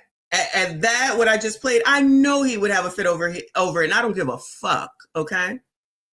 Let him sit up here and lead y'all. Let all these people lead y'all while your life is not improving, while you stay in the same damn place, while nothing ever changes for you.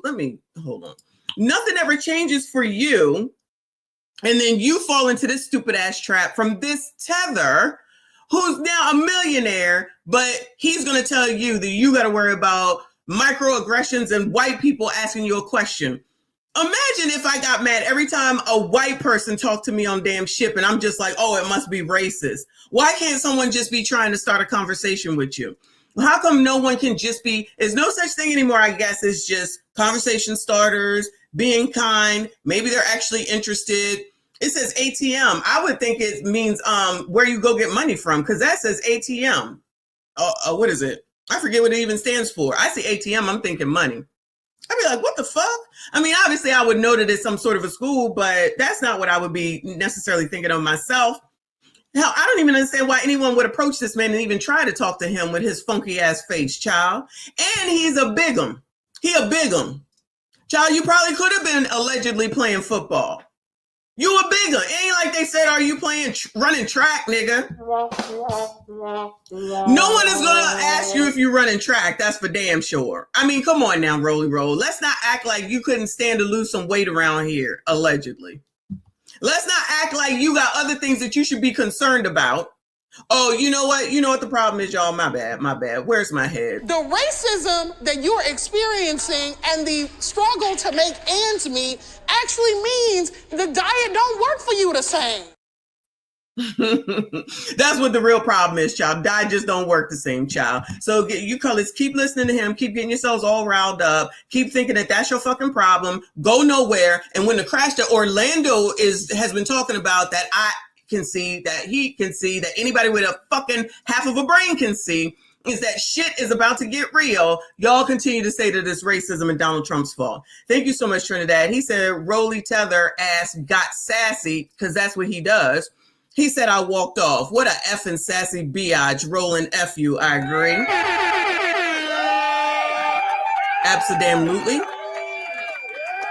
Thank you so much, and I appreciate you. Shout out to No Teeth. I appreciate you, hun. He said, so I'm a NASCAR, and my favorite driver was sponsored by FedEx. So I wear FedEx hoodies. So it's racist when white people think I work at FedEx. Yes, sir. Yes, sir. Okay? Just remember that white people cannot talk to black people without it being a microaggression. Child, I don't even understand what that shit means. A micro fucking aggression. Child, please. That's why I don't like nobody. I'm equal opportunity. Can't stand you.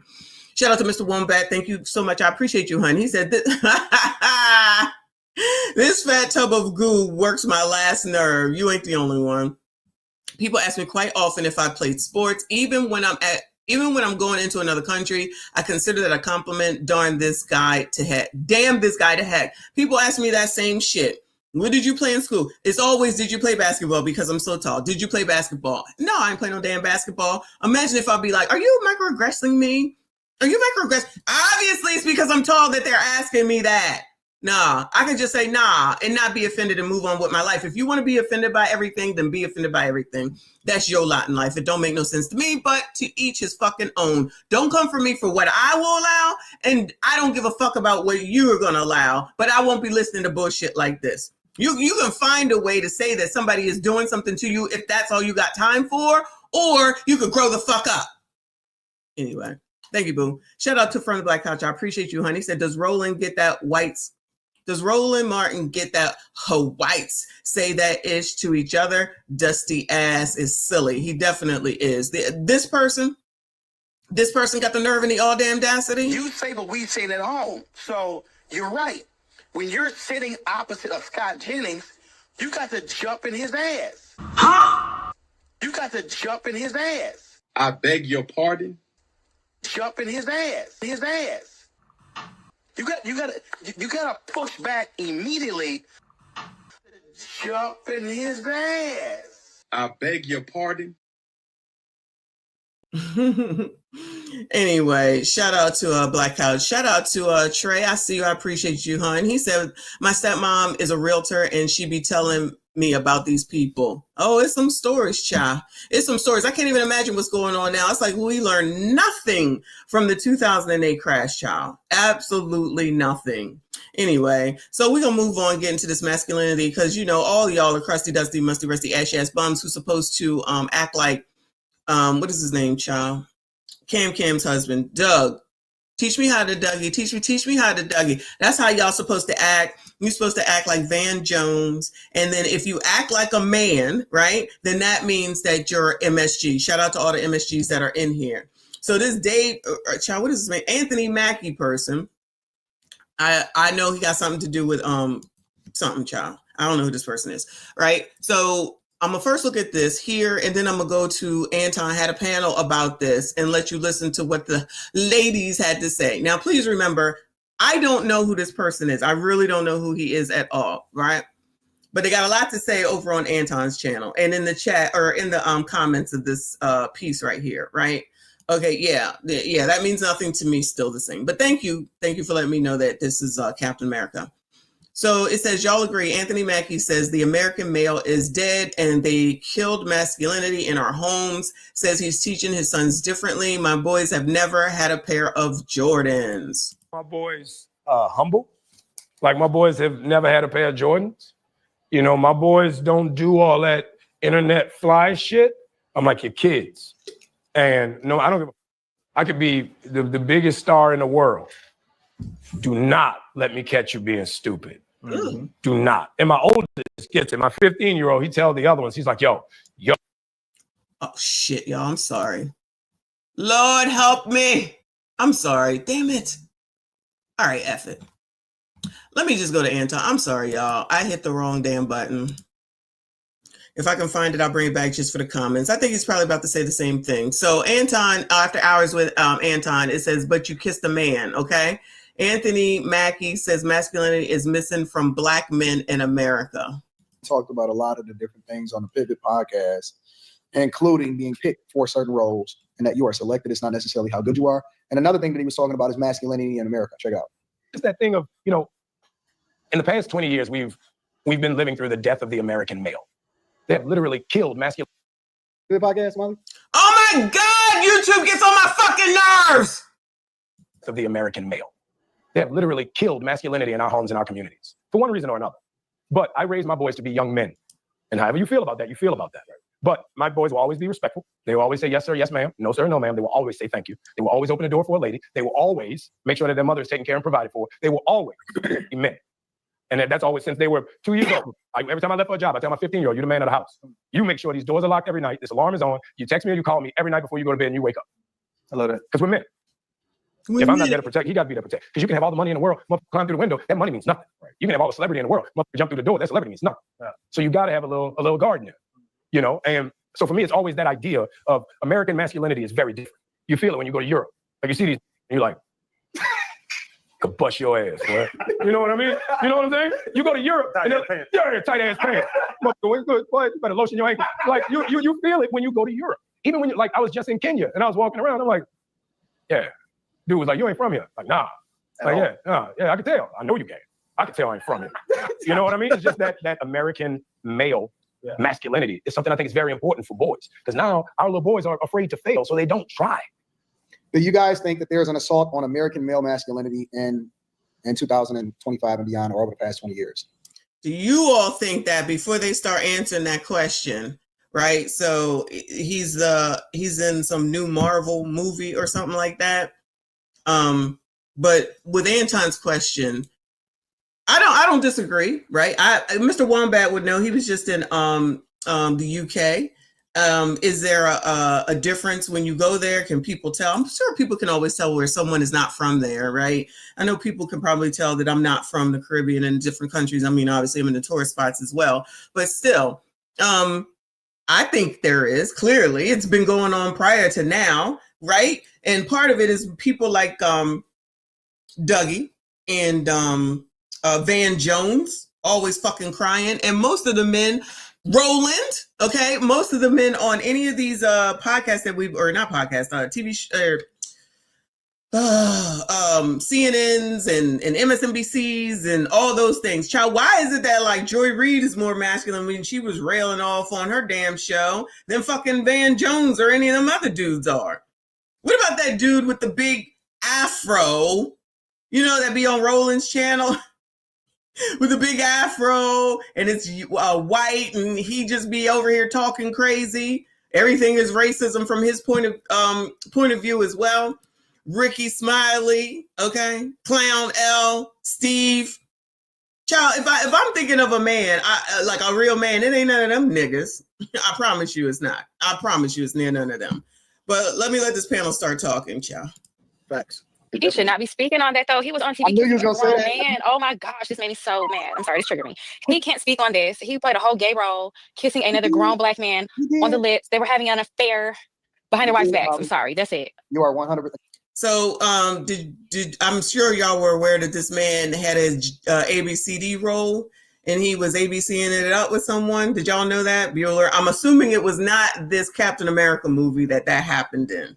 I don't know, but like, so he's not allowed to talk about this because he played the ABCD role, is what that girl said, right? So it doesn't make him wrong what he was saying. Doesn't make him wrong what he was saying. And he's also talking about his own kids from what we saw from the Neighborhood Talk video. So he shouldn't talk about this at all, even though it could be a thing. Oh, y'all don't know? I'm assuming. Amanai said he should hush. Joyce said he talked about laying the gay role in the interview. Laying the role, girl? Help me understand what that means. Laying it? Oh, you know what? It was in Black Mirror. Oh, that's a TV show, ain't it? I believe. Yeah, there you go, y'all. Mark said no man can talk. Exactly. It's always going to be a problem. Would it be better if Dwayne Wade was talking about it? I choose Tom Homan to talk about it, but no one would like that either. So who can talk about it? The little man went and said, I wasn't aware of it. I don't watch ABCD stuff. I don't know if it was necessarily an ABCD show. I just think maybe it happened in that, because that's a movie on HBO or something, or a series on HBO or something, I believe. Anyway, come on, y'all. Damn, Molly, you took my talking point. I was gonna say the same thing, but I was gonna let it. So he can't speak on that. So you talking about when he was playing the video game? Yep, and Black Mirror. Yes. Black And Mirror. something else I feel like he was gay in too. Oh, the Candyman dude. Oh yeah. So gay. They were gay lovers. Molly ain't wasting no time. I could not. Yeah. Oh, you know what? I put that shit out my mind, man. I was like, no, he ain't sell out like this. I said the same thing. It just made sense how he got all those Marvel roles. Oh yeah, he was doing behind closed doors. Yeah, I got them before that, but that makes sense. I got to be Captain America. Captain America was always white. They didn't turn him into a nigga. That was my consent. Nah, you absolutely Meek Mill. Yes, that was his lover, not his boyfriend. Oh yeah, that's right. Wait, Meek Mill was in. Did y'all not?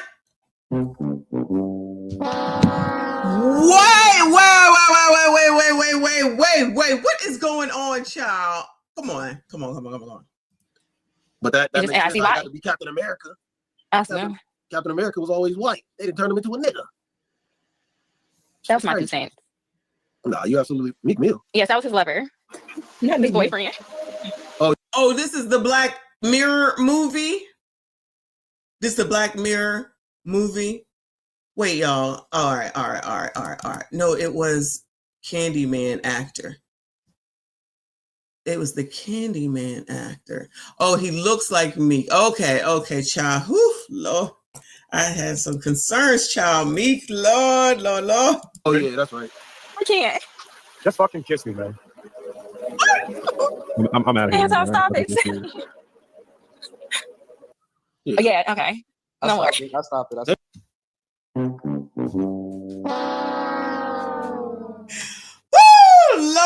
Lord, help your people. Well, child, this certainly does not help. This certainly does not help. Okay, yes, he favors him for sure. Yo, what in the world? Yo, maybe he had to work, child. I don't know. Do y'all feel some kind of way with me because I had to give people who I knew couldn't afford $100,000. I don't feel bad. Fuck it. I knew it was a bad deal on everybody's side, but I did what I was told. I'm just saying. And he was on. You said that's Meek Mill too? No, that's not. No, that's not Meek Mill. He was just looking like him in that clip. He was in the Matrix 4 in Candyman. Yeah, that's what it was. Candyman. That's exactly what it was. That Candyman was dope. But all right, let me ask you a question. Molly is the worst. And then she'll do that giggle. Do you think that you have to remove the acting part, or does that also play into it? Remove what? Because he's an actor and he's filling a role. Do you think that wait. it's a pass because he was doing a role in an acting thing? Your sons have to watch you kiss another grown man on the mouth and play like y'all were in love. Nah, man. We ain't doing That's that. not acting. They act because they really feel this on the inside and they're able to express it through acting. All right, now she sounds dumb. Now that sounds dumb, girl. Please stop it. So then that means that all the women that do this all the time, that means that they're really gay and they're really acting it out and they're really gay. Because let's not act like you don't see women kissing each other and doing all that. I just watched fucking Raising Kanan, okay? And they was doing more than just kissing in that daggone movie. So does that mean that they're ABCD and that's really how they feel? And that's really what it is at the end of the day? Come on now. Come on now with the stupid, ignorant comments. Come on now. Do better. But your sons are going to have to, I hope they don't watch TV. They're going to have to see their father talk about masculinity and at the same time, essentially play the role of a woman with another man. Man, it's so crazy because I was hearing what he was saying, and I'm like, why do this seem like it's coming from the false source? And I was like, yeah, I rock with Anthony. I don't think that Anthony Mackie is gay. I do believe that the scene was bad and that he shouldn't have did it. I don't think that he's gay in real life, though. I think and even if he was gay in real life, so now all of a sudden y'all care about who's gay, but then you be out here fighting for ABCD, child, my bad. So now all of a sudden you care about who's ABCD when he's talking about masculinity, right? Now so when it comes to, and maybe this is a wrong correlation, we knew, let's be honest today, we knew that R. Kelly was doing things that he shouldn't have been doing. Now he's been convicted, he's in jail. Because I just had a post where they're like, R. Kelly got some bangers, and people was in there saying you shouldn't listen to R. Kelly. You should go fuck your mother, because you're never going to tell me that I shouldn't listen to R. Kelly, because he is who he is personally. And then there's what the body of work that we have over here. So this Mackie man can't talk about what's actually true because of the fact that he had a scene with whoever the fuck that was where he KISS another man, right? So he kissed another man. So all of a sudden he can't say shit about shit. You know why? Because it's fucking true. And as coloreds usually do, shit that they don't want to hear, they will make any excuse in the world. So it's not okay it's okay for Cam to be married to the white man, but it's not okay for Candace to be married to the white man because she's saying shit that you don't want to hear. We got to get this shit together, y'all. Please stop this. We got to get this shit together. He's what he's saying is right. This is my opinion. This is what he's saying is right. And if y'all too concerned about who's delivering your message, then you know what? You can continue to have fucking roll, deliver your fucking message as a fucking man, and Van fucking Jones, and any of them other motherfuckers that we watched during the election be your spokesperson, which y'all just say, Ricky, Clown L, who was out here having affairs, had a kid, happy the kid allegedly was happy that the kid is no longer with us, did not listen to his daughter when she said that she was assaulted. Listen to that motherfucker then. Listen to that motherfucker then. You can always find a fucking reason not to listen to no one when the fucking message is accurate. But y'all, I don't give a fuck. Honestly, at the end of the day, this is why I don't listen to motherfuckers. I mean, I'm going to listen to see how dumb you sound. Okay? Dumb. Let's go by what actors, every single role that they have ever done and the reason why. So we can't like Haley, whatever her name is from Raising Kanan, because she's playing ABCD in that show. But over here on all these fucking blogs, every fucking day, you see ABCDs up in that bitch being featured. Saucy fucking Santana.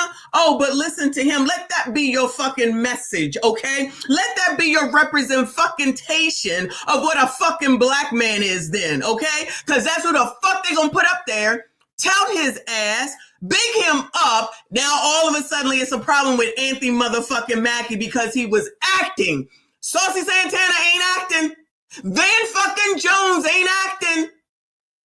We gotta act like we got some common motherfucking sense around here. And that's why the message of y'all being, and I'm talking to y'all right now, of y'all not being masculine can be played out because people get hemmed up on dumb shit like this that don't make no fucking difference.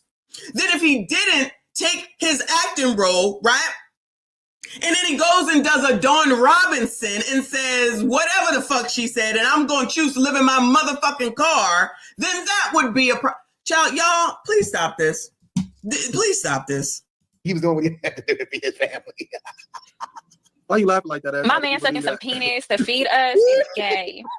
What? He gave him oral? No, I'm just saying. I'm being a little bit dramatic.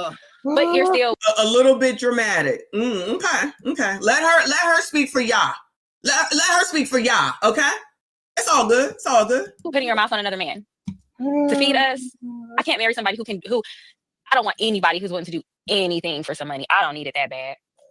She gonna sit here and say, I'm not gonna do no with anybody who gonna do anything for money. How many times have we seen these biatches? Child, y'all keep talking about OF. That's because that's what biatches will do for some money. Or say that if you let me do this, then I will do that. Or give me money for this and I will do that. Is that not an exchange also known as prostitution? From back in when I was a child, it was called prostitution. Now y'all just say it's a business. Just like all the biatches that knew that they was prostitutes when they was over there with Diddy. But now all of a sudden it's Diddy's fault. So let's take Diddy's a mess. Let's not get it twisted. I do not believe most of the things that are said that happened as far as adults are concerned. Okay.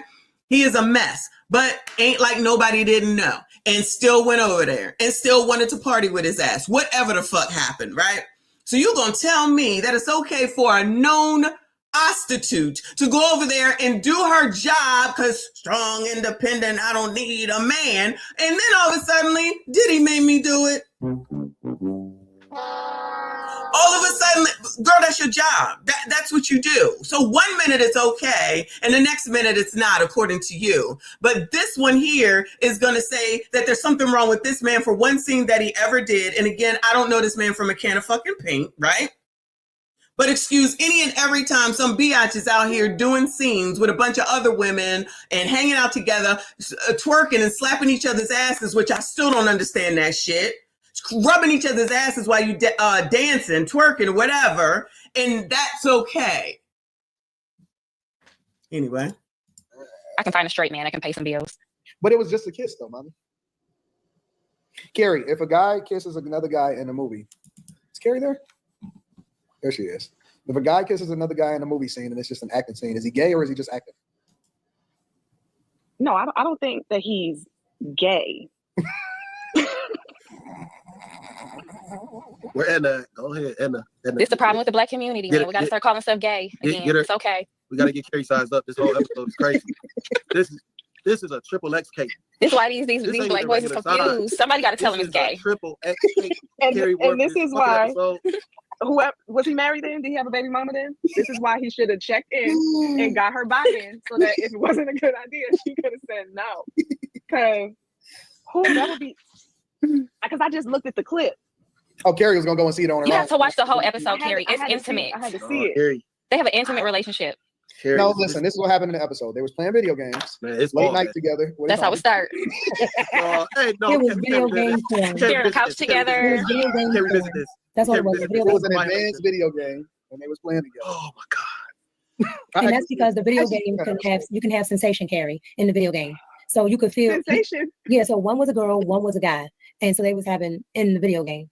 No, we can't talk. Oh, have sensation. Oh, okay, I got you. Yeah, so you put these little sensors on your head right here, and the video game would give you the sensory functions that you were. Oh, so what I saw was technically them in a video game? No. No. They were trying to figure out outside the video game were they gay because they like having sex in the video game. Yeah. They were hiding from their wives. They were like, "Don't tell." Did somebody tell their wife? It was or the wife found out. So one was a male video game character, one was a female video game character, and they were having sex in the game as the character. And then they met up in real life. No, and they were in love.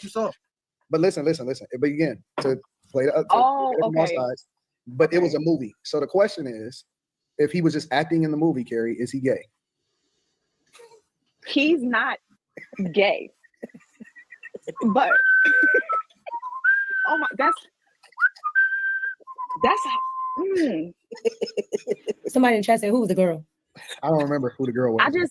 That's just hard to, like, why'd you take the role? He had to feed his family, hypothetically speaking. Yeah, but he didn't. That's okay. But because I saw what I hate Anton. Child, I am this dude over here. I think his name is Q. I am so this dude over here, down here in the right hand corner. I think his name is Q. Child, can you get to the point? Like, why? What about Will Smith? I knew he was gonna say that. Sexual separation. I knew he was gonna say that. Yeah, that was gay as fuck. And is it Will Smith really gay? Like, they don't just be playing. But we don't know. We don't know. Allegedly. Mika, is a man gay if he played a movie role to kiss another man? I mean, I can't date him, but yeah, he gay. Quinn, Quentin, is a man gay if he just did a movie role? It was just a quick kiss. He's only gay if you like it. See? Quentin said it's only gay if you like it. Why are you? I say it's gay because I can't unsee it. He may not be just bad judging, gay, but I can't unsee it. So it's just gay. They say gay for the pay ain't gay.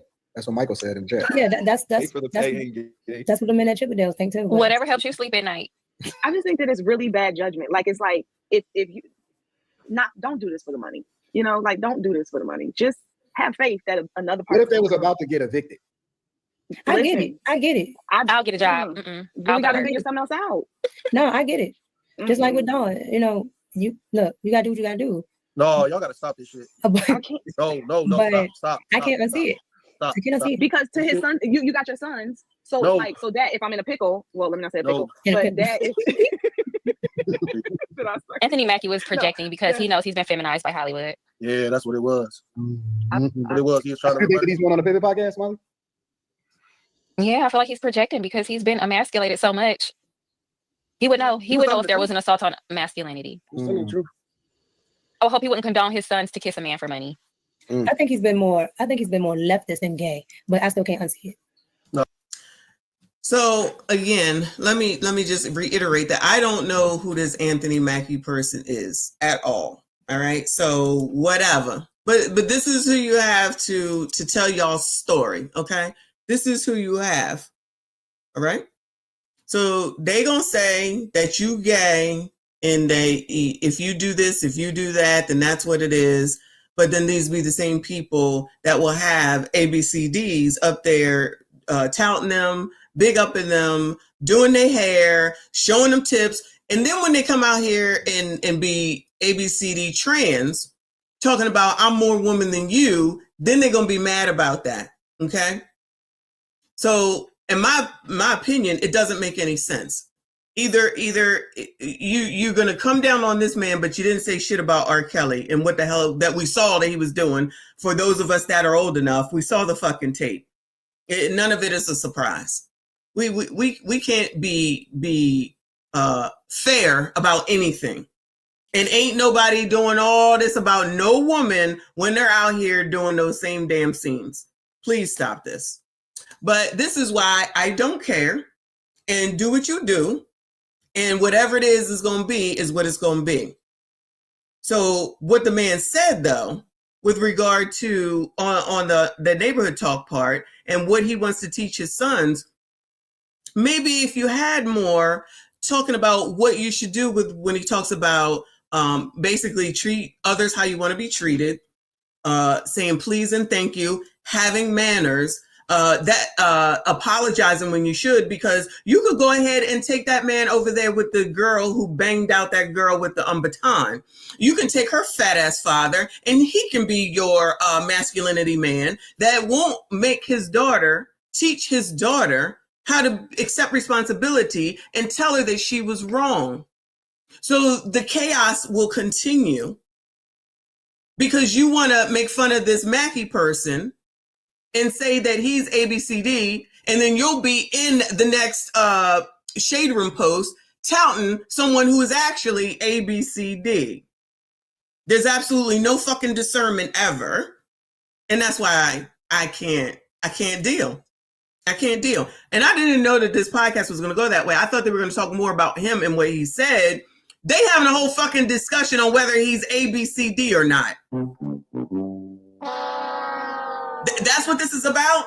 So let's make sure coloreds, blacks, ebonies, African Americans, FBA, ADOS, whatever the fuck you want to call yourselves, that we continue, that y'all continue to find a reason to not make things correct, to course correct, to make things make sense so that people can more flourish than continue to be at the bottom of shit and then blame white people for it when you got shit like this. No shade against Anton at all. This is a panel discussion, so it's not even about him for me. This shit will continue, and that's why the shit will continue to be what it is. If people think that there's not a problem in Black America, fuck it. Then it ain't a problem in Black America. Let it burn. I forget who said that. Let that shit fucking burn. Don't come for me. Don't look for me. I don't give a shit. I ain't got shit. And good luck to your asses. I'm responsible for 2 and 4. 2 and 4, and 2 I ain't responsible for because they adults, and the 4 I'm just helping. That's it. They ain't taking nobody out. They ain't bothering no damn body besides me. They ain't bothering nobody. They ain't breaking no fucking laws, and they at least have they know respect. They know how to be respectful. And they know when they fucking most of the time they know when they're wrong.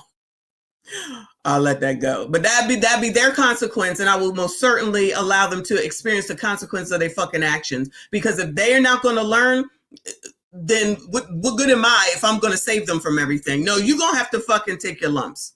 I know that's not a thing anymore. You're going to have to take your fucking lumps, period.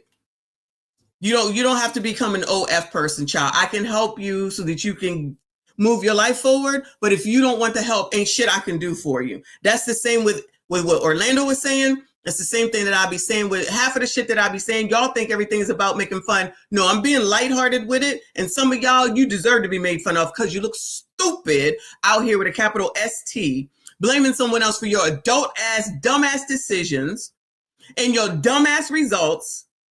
But then you are okay with the NAACP coming out here not helping a colored in sight, but taking up for the aggressor and an attack on another black female.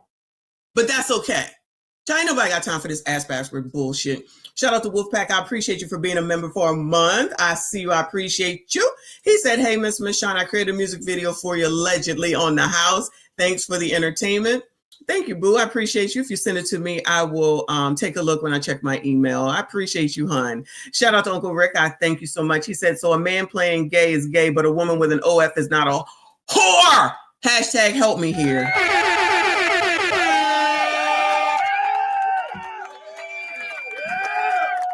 I feel like I need to highlight this, okay? Because you're absolutely right. Whoredom all 2025, coming out of 2024, it's taking it all the way into 2025, and I have no doubt into 2026, because that's a business to be a whore, okay? Understand that. And I'm sure there's a lot of sympathy for Dawn Robinson, and I'm not saying that, you know, she chose to do that. We listened to her. She chose to want to live in her fucking car. Fuck that. All right, do what you want to do. We've seen plenty of TikToks where women said they're going to live in their cars. Live in your fucking car. Men too, honestly. They want to live in their car and that's going to reduce their expensive. At least they trying to do something, child. Because that woman with 4-bedroom home that can't afford it, what the fuck she going to do?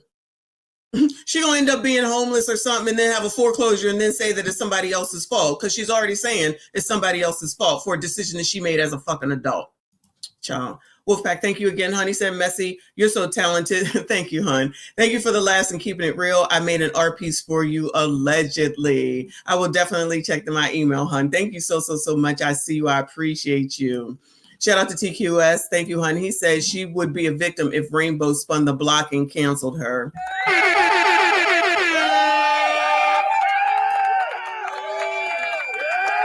You already know. The racism that you're experiencing and the struggle to make ends meet actually means the diet don't work for you the same. Appreciate y'all. Please make sure you hit the like button, subscribe if you are new. So let's take a look at this from, I think this is Jenna Bush, if I'm not mistaken, talking to Dwayne Wade. But this is from the Biblical Conservative. Shout out to him here on YouTube.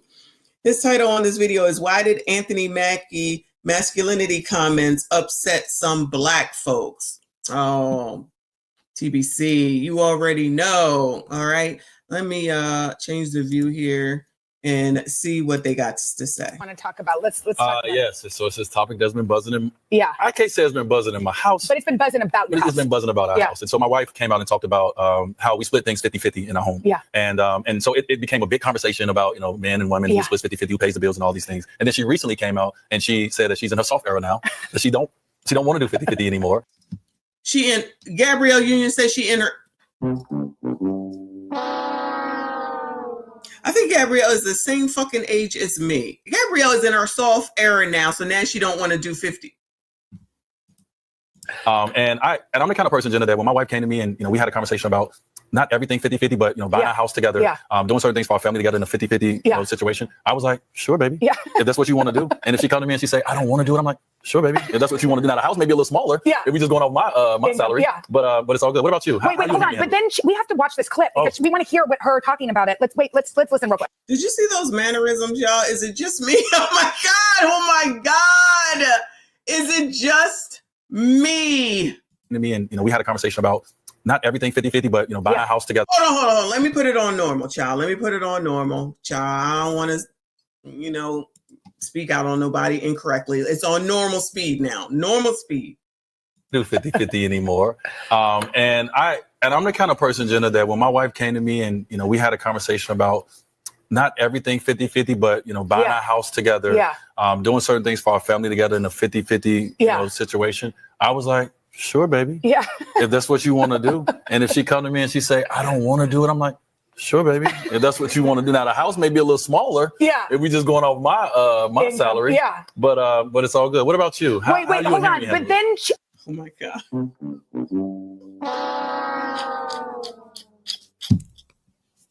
Lord, forgive me. Lord, help your people. OMG. Truth is, I'm tired. Child, it's just me. I'm sorry, Dwayne Wade, child. Look at this. we have to watch this clip because we want to hear what her talking about it. Let's listen real quick. I famously said 50-50 or bust, right? And I meant that financially, spiritually, emotionally. And there's just a lot of days that I have 10% and I need him to be 90. There's days I don't and I need him to be 100. It's brought us closer because he knows it's not about whether he can afford it. It's being vulnerable enough to be open enough to know that I'm okay. I'm okay as his wife. He's okay as my husband. I'm okay in this family. I'm okay in this home. I deserve it. And so I'm trying to expand my heart, expand all of the notions of what vulnerability can look like. Dwayne Wade is probably one of the most disappointing people in entertainment and athletics that I've seen in a long, long time. This is a man who comes from a somewhat strong, you can say Christian background, a man that comes from somewhat of a strong relationship with his father. But yet he's out here pushing his son to be the face of transgender. He's out here with painted fingernails and walking around all feminine, doing feminine poses on this particular show, and even talking about walking around with a Merce. You famously have a Merce. Shout out to the biblical conservative.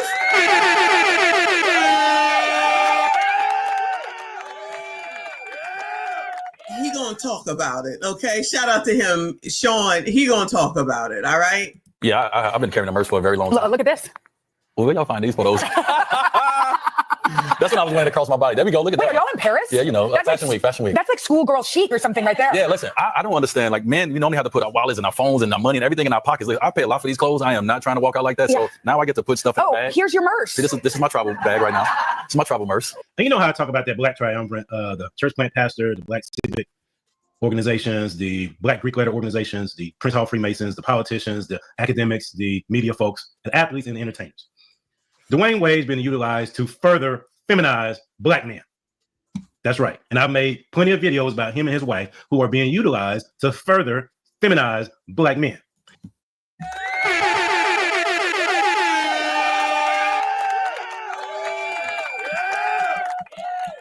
I agree, but people want to argue about whether Mackie is ABCD as the most important thing because he did a scene. Then fucking argue about the shit. Then fuck it, I don't care. I got my own issues as a Black woman. I don't give a fuck. You heard? But I'm agreeing with Sean here. Period. And this child, I don't even carry this shit. What the fuck, Dwayne Wade? This is my travel bag right now. It's my travel. Let Dwayne Wade be y'all's representative. That's all. That's okay. And you don't know.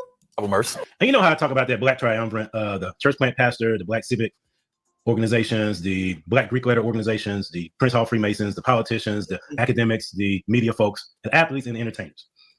Dwayne Wade's been utilized to further feminize Black men.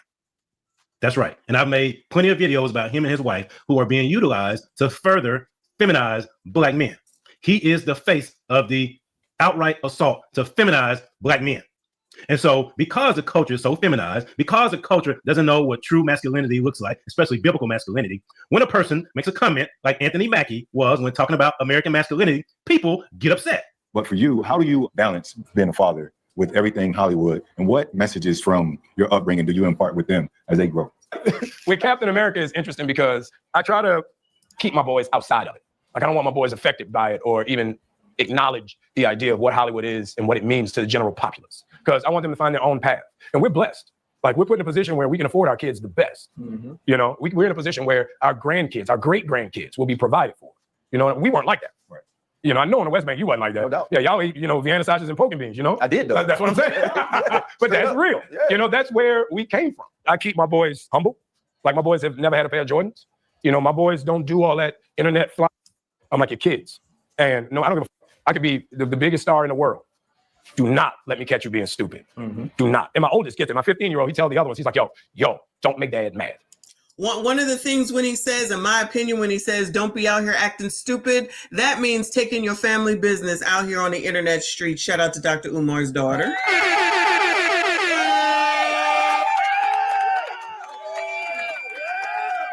Just go ahead and take the shit out there to the internet, child, and then continue. That's why I scrap that for now. And this is more important than that stupid ass story, because all she's doing is being embarrassing. My kids better not ever do that bullshit. They better not ever do that bullshit. Do not bring shame to this fucking family name. I don't give a fuck, okay?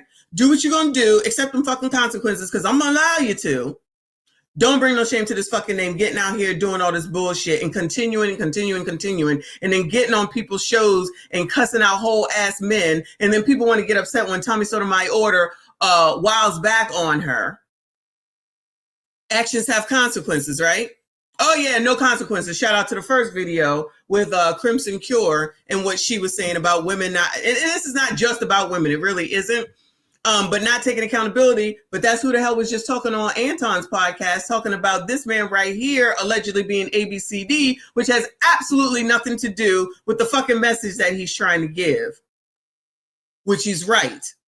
Which is why when Tom Homan comes out here, everybody mad at him because he's a whole ass real man. No, he's not going to be taking no ABCD roles, and he also ain't going to be scared of nobody, and he going to say what the fuck he want to say because his ass is coming up too. Because once you get one that's right, he gonna straighten the other ones out. So it's just that thing of, you know, in the past 20 years, we've been living through the death of the American male. They have literally killed masculinity in our homes and our communities for one reason or another. But I raised my boys to be young men. And however you feel about that, you feel about that. But my boys will always be respectful. They will always say, yes, sir, yes, ma'am. No, sir, no, ma'am. They will always say thank you. They will always open the door for a lady. They will always make sure that their mother is taken care and provided for. They will always be men. And that's always since they were 2 yeyears old. Every time I left for a job, I tell my 15-year-old, you're the man of the house. You make sure these doors are locked every night. This alarm is on. You text me or you call me every night before you go to bed and you wake up. I love that. Because we're men.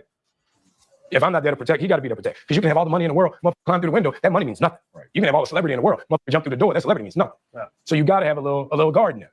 You know, and so for me, it's always that idea of American masculinity is very different. You feel it when you go to Europe. Like you see these, and you're like, kabush. You know what I mean? You know what I'm saying? You go to Europe, tight pants. Good, boy, you better lotion your ankle. Like you feel it when you go to Europe. Even when you, like, I was just in Kenya and I was walking around, I'm like, yeah. Dude was like, you ain't from here. Like, nah.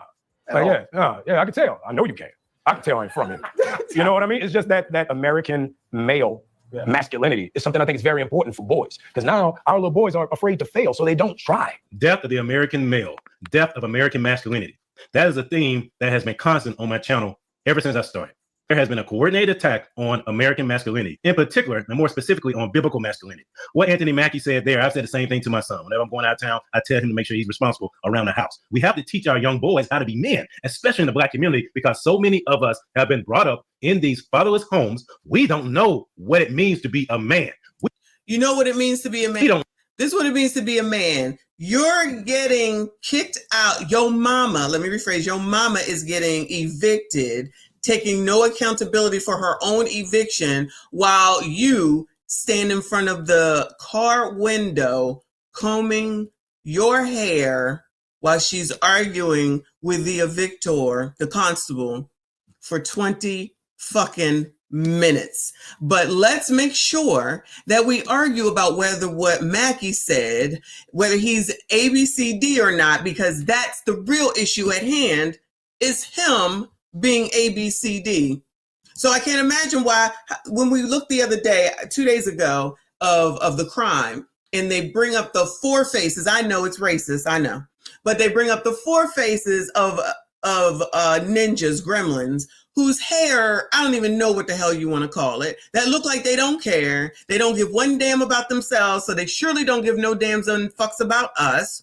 And they've done something heinous, and they've been caught. They good mama will come down and say, not my baby.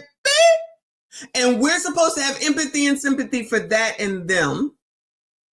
And it's clear and obvious that they never have any male guidance, because it's always a mama and an auntie and some other women that be coming down there when they go to court and everything.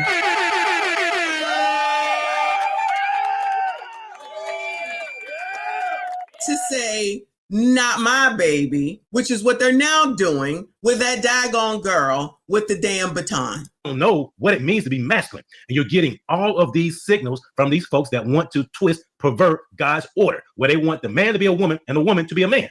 And so it's great to hear what Anthony Mackie's talking about, because that attack on masculinity, especially black men in the black community, has been going on for the last 6 years. Like I say, over and over and over again.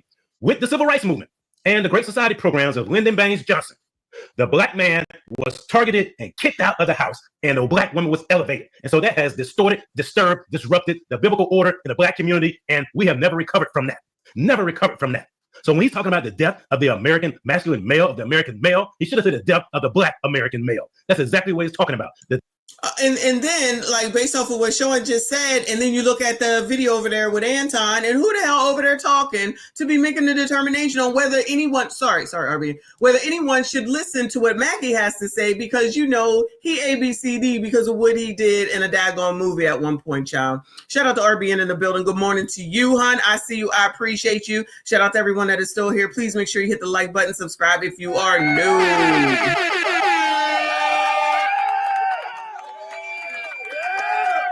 I'm moving on from this. Shout out to the biblical conservative. Now I'm gonna go over here to this one with Stephen A. Smith, because you know everyone is upset with Stephen A. Smith because he has the nerve and the audacity to not just fall in line and say Democrat, Democrat, Democrat. I told you to do Biden. Now we done lost a damn vote. We done lost a vote. That's gonna go to Trump. God damn! I'm worshiping these people like they're God. Ain't nobody worshiping them. But God damn it, Chris, we need somebody in there with mother sense. Slaves built the pyramids. Slaves built the Parthenon. Slaves built America. Slaves, this is your song. Thank you. Slaves. Thank you. Slaves. Thank you. Slaves. This is your song, thank you.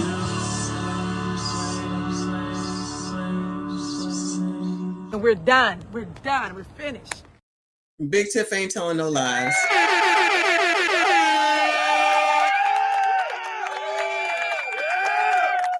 Shout out to Love Wisdom in the building. I see you. I appreciate you. Thank you so much for your generosity, hon. She said, so Anthony Mackie is a lucky charm. Oh, I like that. Shout outs for that reference on St. Patrick's Day.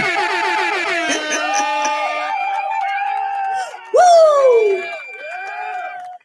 So Anthony Mackie is a lucky charm because he's raising his sons to be men. Yet we're allowing cottonmouth ballerinas. Not cottonmouth ballerinas to frolic. Okay. Dr. Welsing warned us about this, men being soft and women allowing it, which goes right along with that scene over there, or that panel over there with Anton on Anton's channel. Like, why are y'all, first of all, we're not focused on what the damn issue is. And second of all, what difference does it make? It's just all this selective outrage. One way it's this, one way it's that. Can we just listen to the fucking message and talk about that and get to the bottom of it? Thank you so much, hon. I appreciate you. Everyone, if you haven't, please make sure you hit the like button, subscribe if you are new. So Stephen A. Smith has an interview with Tom Homan, who is a real man, in my opinion. And I'm not going to play this whole thing, but I'm going to play enough of it because Tom don't play no games. He said, can't play no games with these ninjas. No, he didn't say that. I just sung that. Okay. Don't nobody come for him nor me. All right. But shout out to Stephen A. Smith for at least listening to another side instead of the same old, which enough colors honestly always do, and then never get a different opinion. But you'd rather listen to fucking Roland over there trying to say that because some white man asked him whether he played or whatever the hell it is the other question was because he had ATM all over himself. First of all, that sounds crazy too. So in order to make your packing life easier, everything got to be the same from head to toe. So it be Alpha from head to toe. It be ATM from head to toe. It be, Duke from head to toe. Grow the fuck up. You are too old for that shit. Anyway, come on, Stephen A. Stephen A. Smith Show. My next guest has spent more than 4 decades monitoring America's border. He joined the United States Border Patrol in 1984. In 2013, he was appointed by then President Barack Obama as Immigration and Customs Enforcement's Executive Associate Director. He was charged with enforcement and removal operations under that administration. Then in 2017, he was appointed as the Acting Director of ICE by then President Donald Trump. However, he subsequently retired from the position in 2018. Now he's back with President Trump in this new administration as the border czar. Please welcome to the Stephen A. Smith Show, Mr. Tom Homan. Mr. Homan, how are you, sir? How's everything? I'm doing great. For being on the show. Let's get right to it. I wanted to remind our audience that you served under President Obama. He tapped you to lead the Immigration and Customs Enforcement's deportation branch in 2013. How does your role differ now between the Obama and the Trump administrations? How does it differ from what it was then to what it is now? Well, look, under President Obama, I was the head of enforcement removal operations. When I was there, we oversaw the removal of just shy of 3 million illegal aliens. Now I'm the border czar under President Trump. I have a direct report to the president here. So I overlook when the president assigned me on this new role. I oversee border operations. I got 3 goals: secure the borders, run a deportation operation, a massive deportation operation, and third, find missing children that were smuggled into the country. And the last administration lost track of them. We need to find these children because many of them will be in harm's way. Many aren't, but we need to find these children, make sure they're safe. I mentioned that Donald Trump appointed you as acting director of ICE in 2017, but you retired in 2018. What happened then, and why are you back now? Because you stepped away, but obviously you came back. You served over 30 years. I mean, you've given your service and what have you, and you could have retired and went out into the sunset, but you came back. Why did you feel compelled to do so? So please share that with my audience. Well, it's the second time I came back out of retirement for President Trump. Didn't make my wife real happy, but how do you not come back? I mean, under the last 4 years, I wake up every day upset over the last 4 years because we had the most secure border in my lifetime. I've done this since, as you said, 1984. It's the most secure border in my lifetime. The numbers proved it. And what the last administration did when they opened the border up, I knew every day when I woke up, more women and children are being sex trafficked across an open border. More Americans would die from fentanyl overdoses, poisonings because of an open border. Sex trafficking in women and children would increase on an open border. And more known suspected terrorists and people on the watch list would get into the country through an open border. So I was insulted that President Biden took the most secure border in my lifetime and unsecured it on purpose. And I mean that. Look, I worked for 6 presidents starting with Ronald Reagan. Every president I worked for, including Obama and Clinton, took steps to secure the border because they clearly understood. Oh, no, he worked not only for Obama and he worked for Obama and Clinton and Trump and Reagan since 84, but it's only a problem now because of Donald Trump. Because Trump bad. Trump bad. Going, you're being a racist. Racist. Wow. Then what was it when Obama did it, child? What was that? Anybody, Bueller? Dude, you can't have national security if you don't have border security. President Biden is the first president in history of this nation who came in unsecured the border. So it upset me because I knew every day someone's going to die crossing that border. Women are going to be sexually assaulted crossing that border. So when President Trump called me, he asked me if you want to come back and help fix that border. I didn't hesitate. I came back because I think it's the right thing to do. You've worked, obviously, doing what you've done. It spanned decades. So obviously, one could easily surmise you have a lot of intel. You have a lot of access to information that the average American citizen may not know or what have you. Let me ask you this, and I don't mean to ask it politically, but I'm asking it this way. Have you received any kind of explanation as to why former President Biden literally went against what former President Barack Obama did during his presidency? And the numbers show he actually deported more immigrants out of this country than Trump did. Yet Biden comes into office in 2020 and he went completely against what Obama had done. You ever received intel explanation as to why he did that? That's a great question. You're the first ones to ask me that question, right? Come on, Stephen A. with a good question.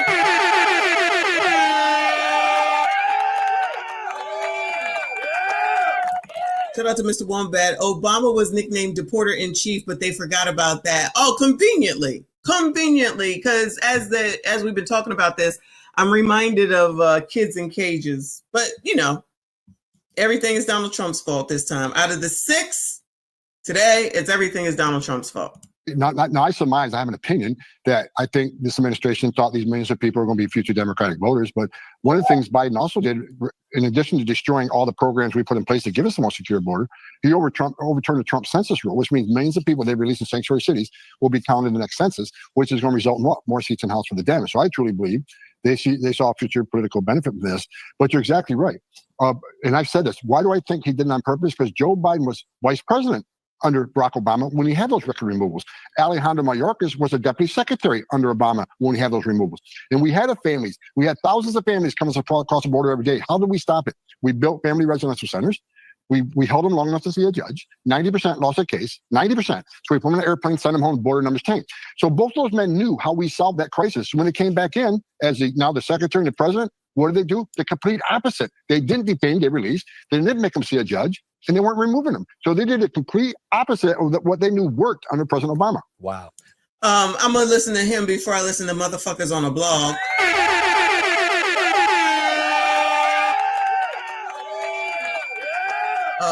Shout out to whoever said over 40 years. Thank you for the calculation. But no, just listen to Roland and Brick and Clown and all those people instead of going and finding out some real information. Again, shout out to Stephen A. for doing this interview. Let me ask you this, though, because you mentioned children on several of your answers already. And I know you mentioned you're trying to find children that were separated from their parents. How does that process work, actually? How do you go about the business of finding, children that have been separated from their parents?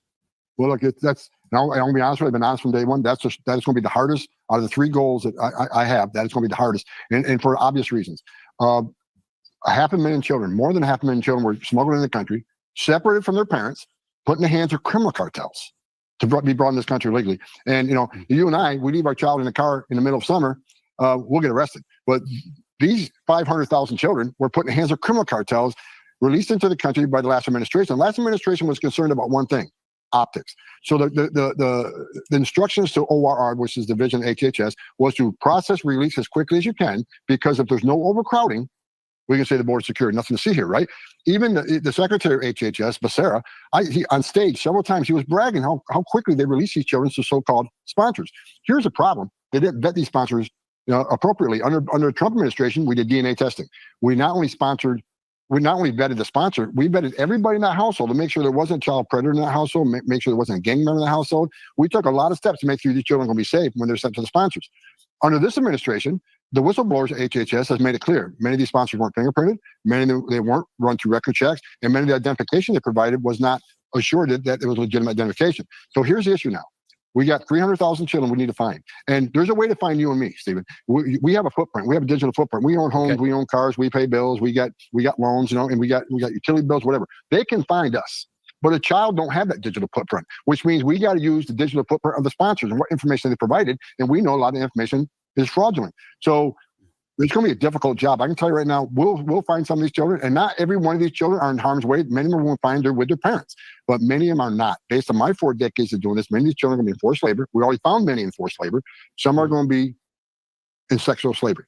And so we need to find these children and save them. But that's the hardest part about this job, because of the data that we have is not the best data in the world, but we're not going to give up. President Trump's committed. Do everything we can to find these children. Let me get back to you with this question, too, though. You're considered one of the masterminds of the first Trump administration's infamous zero tolerance policy, which led to the separation of thousands of migrant children from their parents in the eyes of many, at the very least. The idea led to the separation of more than, I think, 4,000 children from their parents, and some were lamenting that some of them were put in cages. How do you answer these questions? For those that don't know, how do you answer questions like that, like I just posed to you, in terms of 4,000 children being separated from their parents? Absolutely. So where did zero tolerance come from? Zero tolerance came from this. 31% of women that make that journey get raped by the criminal cartels. Oh, Lord. Children were dying on that border every day. Dying.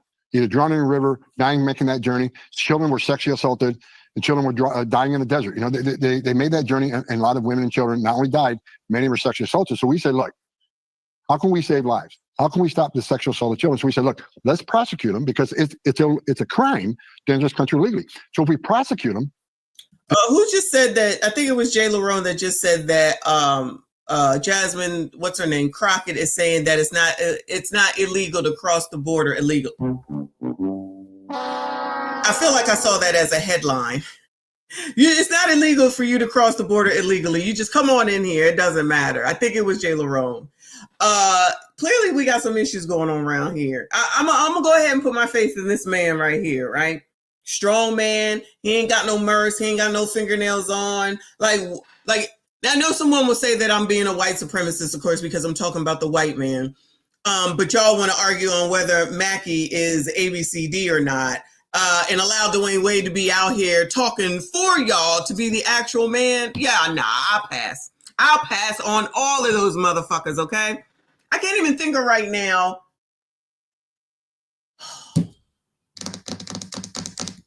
One strong black man, y'all. Give me one. That's famous. Give me one. I can't think of one. I can't think of one. That's sad. Don't say LeBron, no. Not LeBron, no. Because he's a punk ass bitch for acting that way with Stephen A about his son when the shit is right. He ain't no better. Who? All right, you got Denzel. For sure. You got Denzel for sure. He on the low. Child, 3 of y'all. Denzel. All y'all got is Denzel. Shout out to Denzel, of course. Nicole. Oh, let me see. Samuel L. All right, he's ramping down. Now I'm talking about people that's alive right now, y'all. Okay. No, goodbye, sir. Goodbye, sir. Yo, Ice Cube tried to come out and help the community. What happened to him? He got pushed the fuck back and attacked, right? He was right about what he was saying. Okay, but that's okay, right? Who? Okay, prime time. I know, boo. I know. But look. You can only, like, seriously, come up with Denzel and shout out to Ice Cube. So it's not a problem, right? Saucy Santana. Okay, you can say David Banner, but I just don't think like that's a really known person. Okay, like most people, like if David Banner came out, like I don't even know what that man does. I just know the name. Is this man alive? I didn't know he was alive. Okay, so y'all telling me something. Okay, all right, y'all. All right, but really, we really just got Denzel. I think we need more. I could be wrong. Deion Sanders, I would agree with Deion. But I'm thinking that we might need some more, allegedly. I could be wrong, child. I guess Idris is not from here though. He's a tether, right? Ain't he from the UK, if I'm not mistaken? Jane, that's not allowed. Shout out to Jane though.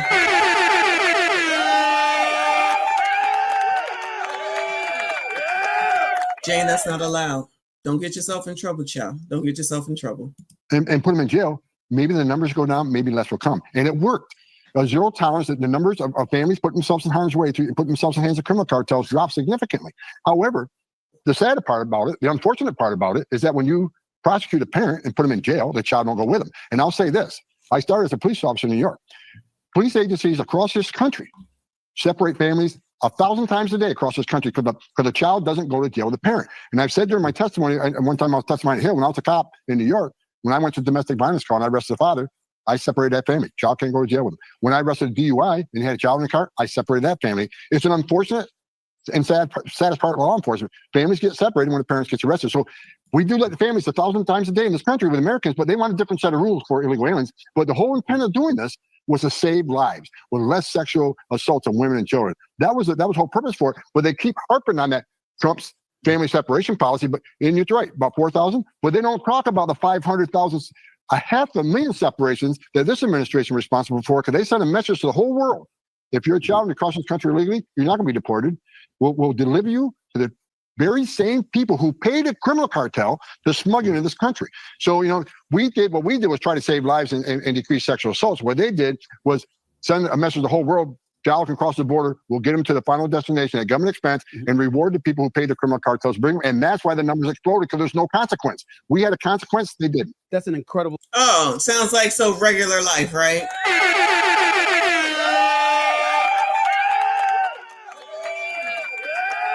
No consequence, y'all. When I'm asking for the names, I'm talking about the names that most people would know. You know what I mean? Because who do we have representing right now? The NAACP now. When they finally say something, people know who they are. You got Al, you got Ben, right? You got what is his name, child? The one that be crying all the time. I don't know why I can't keep thinking of his name. On TV, all election, crying it up. Child, those are the represent Ricky, a clown, those people. Those are the representatives. Shout out to Night J. Appreciate you, hon. She said, our people want to live on their island of Delulu, and we shall allow it, right? We shall allow it. Thank you, Van Jones. Thank you, Wolfpack. Van Jones. Yeah, let him be it. Yeah, child, let him represent y'all. Child, don't even worry about it. Don't even, child, you can't even get Stephen A. to represent you as he's trying to at least take a look at everything because they giving him a hard answer. Goodbye, sir. Goodbye, Jace. He said Van Jones and Don Lemon. Yes, Don Lemon, though. Don Lemon for sure. Yeah. Represents black men. Yeah. That's what y'all want? The Dennis and Ron are on YouTube. Shout out to them. Shout out to them both. Colin Kaepernick. Okay. All right, y'all. I'm going 5 more minutes, then I'm done with all this. We almost at 3 hours. Shout out to y'all for hanging in there. I appreciate you. Incredibly compelling answer that you just gave. I can't refute it. No one should, as far as I'm concerned, sir. But I would ask you this, because whether it's optics or it's a reality, listening to what you said, how sensitive you are to these issues, what one would argue diametrically opposes that is when we see one story, and granted, it's one individual, but it's still a 10-year-old in Texas who's a U.S. citizen being deported to Mexico, suffering from brain cancer. You've seen that story plastered all over the news wires over the last couple of days. How do you explain your mode of thinking and your explanation about why you do what you do and why you're committed to doing what you're doing, which is pretty damn close to irrefutable, I might add, but then we see a case like that happening? How do you judge? Well, you and I are on the same page. Actually, I've been on travel the last couple of days. Tom and Stephen A are on the same page. I saw that story on my way to work this morning.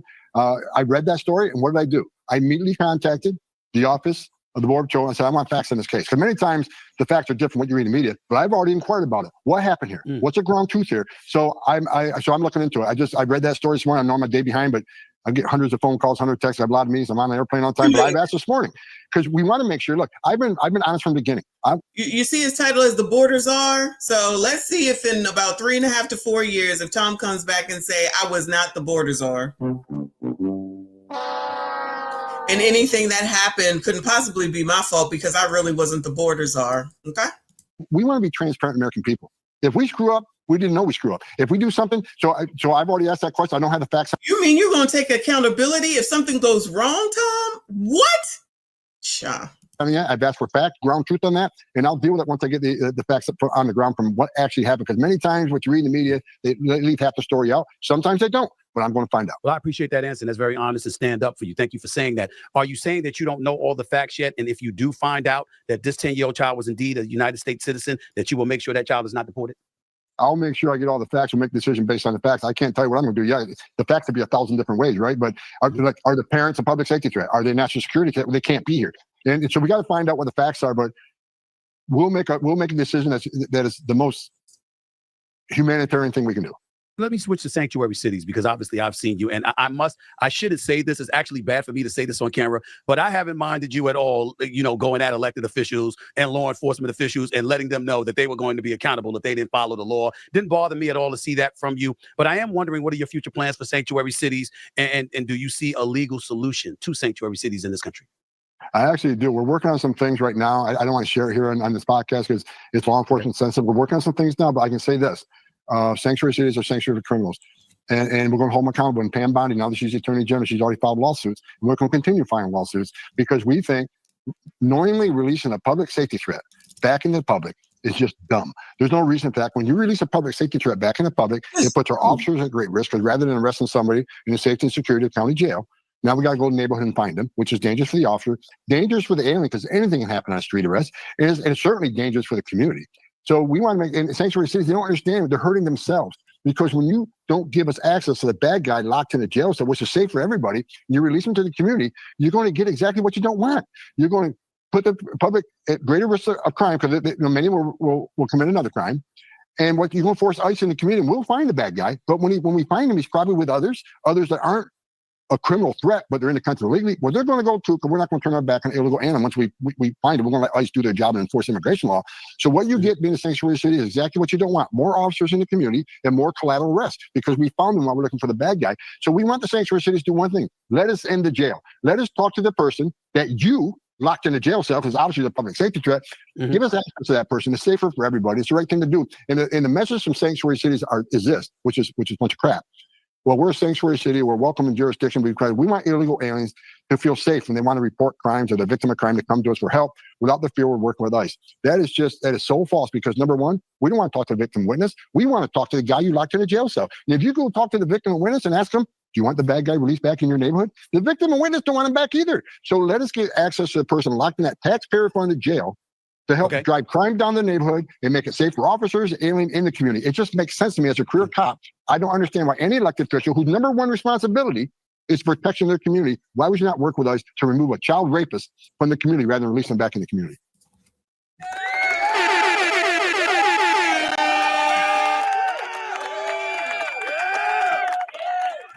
No, re-elect Brandon and then turn around and say, we need help in the community.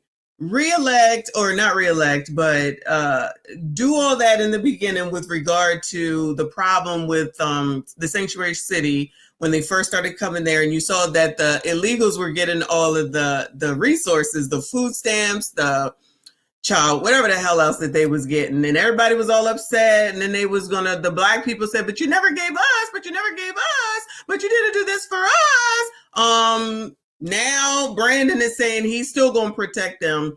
Are y'all going to bring him back in? Anybody working on his recall? Shout out to Big Tiff.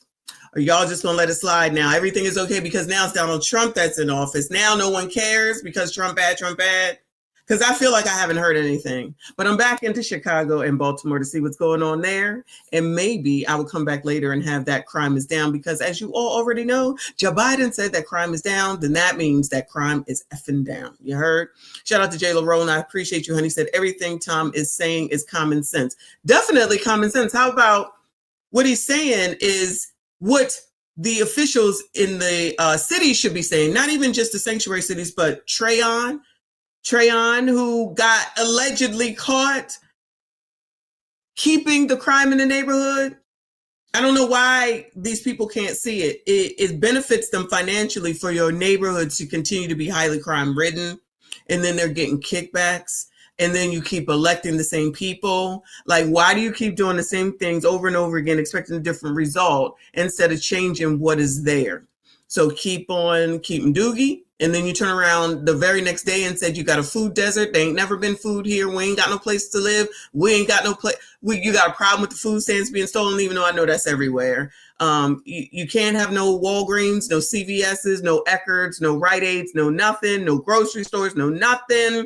But you got all this faith in Doogie to help y'all asses out. And he black and you black. So make sure you elect him because, child, the most important thing is to make sure that he look like you. But when you're talking about Mackey and what he's saying about the black male masculinity and what he teaches his kids and what he thinks the agenda is and what should probably be changed about it, don't listen to him, because at one time he was in a daggone movie and he kissed someone. But y'all, we gonna be over here listening to Saucy Santana and whatever the hell else he has to say. Child, I ain't got time for you colors. Do you, boo? Do you?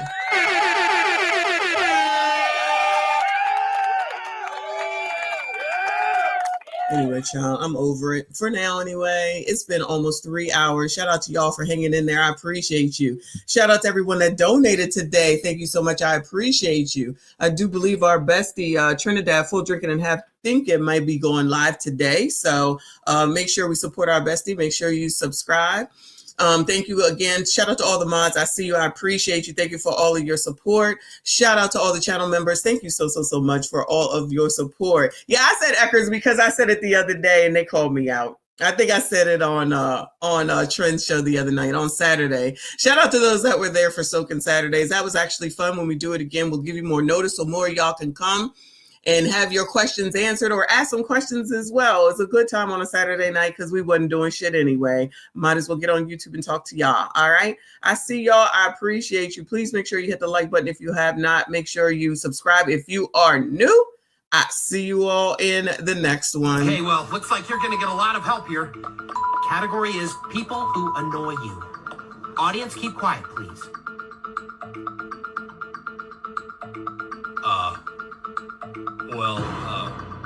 10 seconds, Mr. Marsh. I know it, but I don't think I should say it. 5 seconds, Mr. Marsh. All right, I'd like to solve the puzzle. Niggers.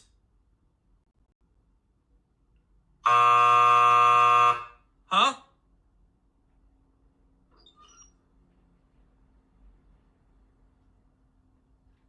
Oh. Slaves built the pyramids. Slaves built the Parthenon. Slaves built America. Slaves, this is your song. Thank you. Slaves.